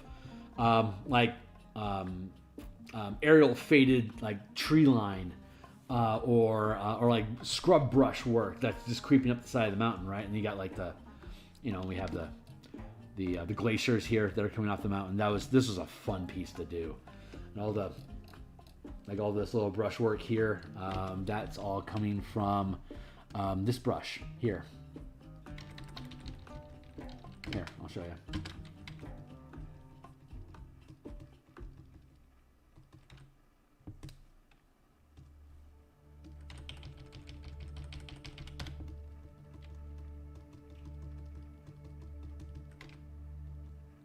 There, see? Same stuff. It's just a color variation. I'll use a dark color, just like Bob Ross does. You use a dark color as your initial layer, and then you come back through, and then use a different color to create highlights on it. This is just black and white, but that is the same effect. It does the exact same thing. So the secret behind doing Bob Ross on digital is creating stipple tools. These brushes that you can layer together in these fractal patterns to create natural elements. I had to do screenshots of his work and then like put them through a bunch of filters to get them to break down to black and white pieces. But once I started seeing the patterns, the recurring patterns in his brush strokes, like when he'd hit, his brushes would bend a certain way. So once I saw his brushes bending the same way dozens of times on dozens of paintings, it's like, okay, this is something I should get a screenshot. Like this splay, like this, keeps recurring in his pictures. So if I can capture that and build that shape, that splay shape, I can pick at its form a little bit until it feels right to me, and that's how I came up with this brush. So one of many brushes that I use. But I've got foliage brushes, grass brushes, rock brushes, water brushes.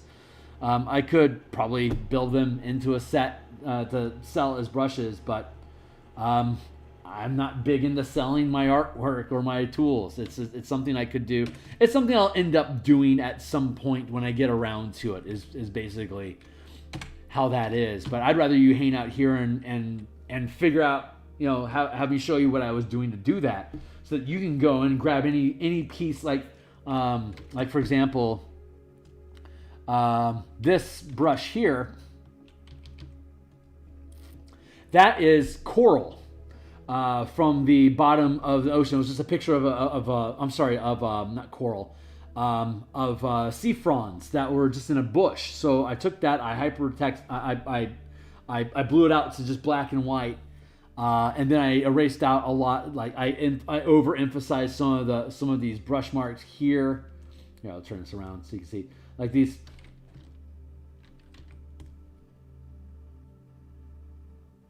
Switch to hand tool. There we go. Like these curve marks here, I added those in. I cut these pieces out to help exaggerate the form of it. But when you pull away from it, it looks like a hedge brush, So I can take these things and get rid of that. I can take these things and I can layer them together.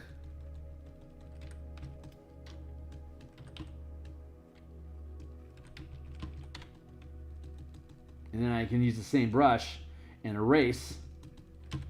Get a pretty cool effect pretty quickly. And then I could, like.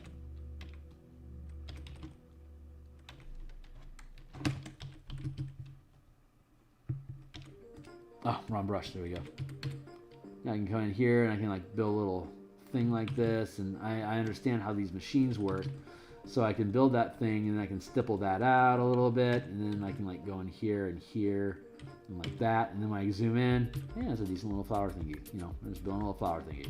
Anyway, whatever. That's how this process works. Since you're asking. Since you weren't. You said, hey, what do you think about those Bob Ross paintings? And then I went on a tangent. So forgive me for that. But yeah, I love Bob Ross's work. He is my patron saint of art. For really reals, man. I'm a big fan.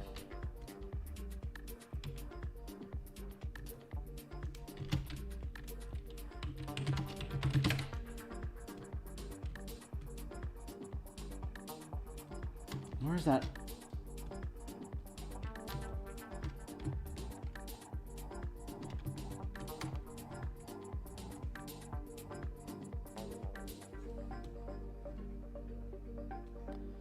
Yeah, I can't remember what the hell is going on with that layer. I feel like there should be some marching ants somewhere around here.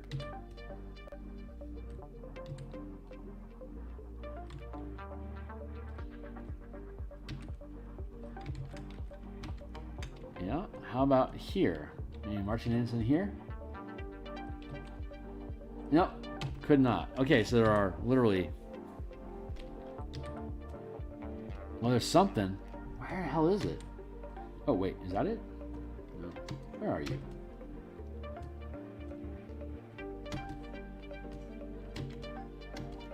Oh, what a pain it took us. I just can't. Anyway, whatever. We'll figure it out. We'll figure out whatever the hell that is. We'll put some question marks on it. I don't know what that is. All right, get back to here. Let's get back to our border. Let's get our work done. And let's get out of here. We are here.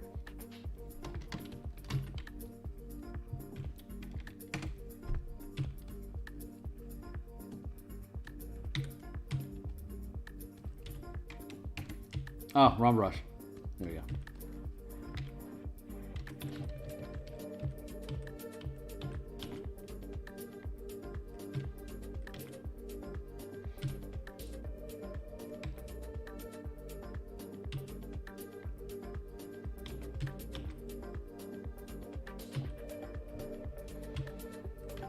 Yeah, those Bob Ross cards. That was a pretty cool IP grab. I know that the Bob Ross company is pretty tight on their IP. There was definitely a value gain there, and probably some decent licensing right agreements between Wizards and Joy of Painting Company. That yeah, they're cool. I'm a fan.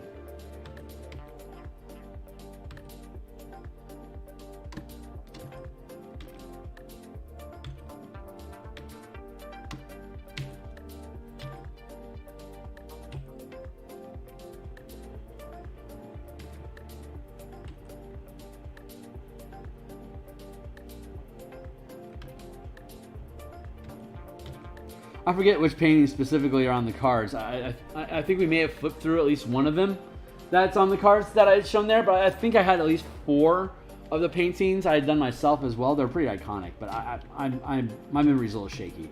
But yeah, love Bob Ross. I used to listen to him all the time when I was a little kid at PBS on during the day. Like in the morning, it was like at 9 o'clock in the morning on Saturday. It was 6 o'clock in the morning because Dungeons and Dragons cartoon hadn't come on yet. I could watch the Joy of Painting, and then I would have to choose either Dungeons and Dragons or Mighty Orbots, and that was a heart-wrenching choice. I hated that. I would watch Dungeons and Dragons long enough for me to recognize if I knew that episode or not before I'd hop over to Mighty Orbots. But my sister and I, we both loved Mighty Orbots. So when she would get up and hang out with me on Saturday morning cartoons, we inevitably would watch Mighty Orbots because it's what she wanted to watch, and she was my older sister. But yeah, I kept going back to D&D cartoon to see what was new or whatever. Playing Legos. This is when castles were first, like castle Lego sets were first created, and I fell in love with those. And I won I was 5 years old, and I won a Lego contest at the local Target store. The first prize was $200 worth of Lego sets from their toy selection. And at 5 years old, I won that contest by creating Transformers. I used the different hinge and door mechanisms to fashion really large, clunky, crappy gearbox shoulder arm pieces and like bending limbs. And I made Soundwave like with the cassette characters that live inside of it. I made it out of Legos, and it was horrible. It looked like garbage, and like the colors were all off, I'm sure, because I never really paid attention to that stuff. But the mechanics that they had literally just come out with. They hadn't even come out with Lego Technics yet. So, no, wait, it wasn't 5, I was 7. That's right, I was 7, and they just had come out with Technics. So I was still trying to figure out how to use those different tools. So I was still using all the house and like spaceship parts to build these joints from. But I did it. I built very crude versions of Laserbeak and Ravage and Rumble. I built them, and then I presented it like, here's my Transformers as Lego toys, and they're like, wow, that's amazing. First prize. Here you go, 7-year-old kid, have $200 worth of Legos. I'm like, oh, we're gonna castle up all day here. So I got like 4 huge castle box sets, and just buried myself in walls and horses and lances, and watched Monty Python Search for the Holy Grail over and over again, and it was so much fun. Good times, good life. Very fortunate child. That was super cool. I'm still proud of being first to market with Transformer Legos. So a little bit before my time, wasn't really able to capitalize on it the way that I had hoped to. So that's a lesson in sequencing, like gain control of your mental business space and develop your artistic development abilities alongside them. It's too late for me now. I'm going to have to reboot and try this whole life again and see if I can suss that out a little bit more properly the next time around. But boy, that was really fun. I love the shit out of that. That was so cool. Loved that experience. I was so proud. That's when my mechanical development smugness began. Like I'm looking around, it's like, oh yeah, that's a cool house. That's a neat statue of a bear you made there. Yeah, that's cool. Look, Transformers. They are more than meets the eye. Give me your money. Like that's how it went down. I was such a snob. I'm still a snob. I am a precocious snob, and I need to be put in my place often. Yeah, because my ego can get dangerous. So I gotta watch that shit out. But I obviously dragged those same passion for mechanical design and snobness of thinking I'm the hottest shit on the street. It combines into an elegant little package of this is actually a pretty good product. Maybe if you weren't such an asshole, we'd buy it more. Who knows? You know, there's no guarantee there. I can't hold people responsible for promises I made for them. That's just rude.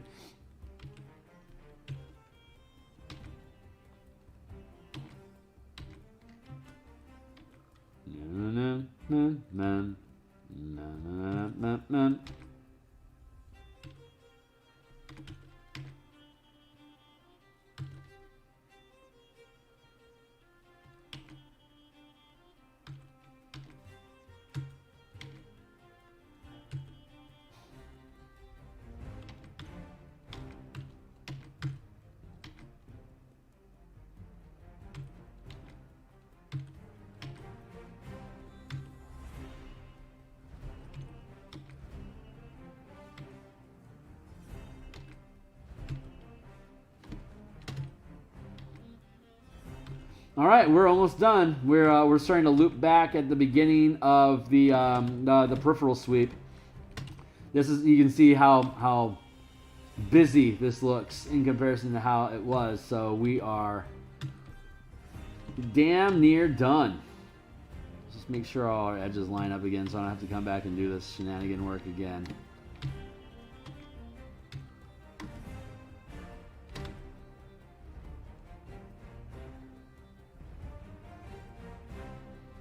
I gotta keep those little burrs in check because they don't feel very stone-like when they happen. So it's a texture clash. Kind of a no good. I'm gonna hit the save button because something feels fishy.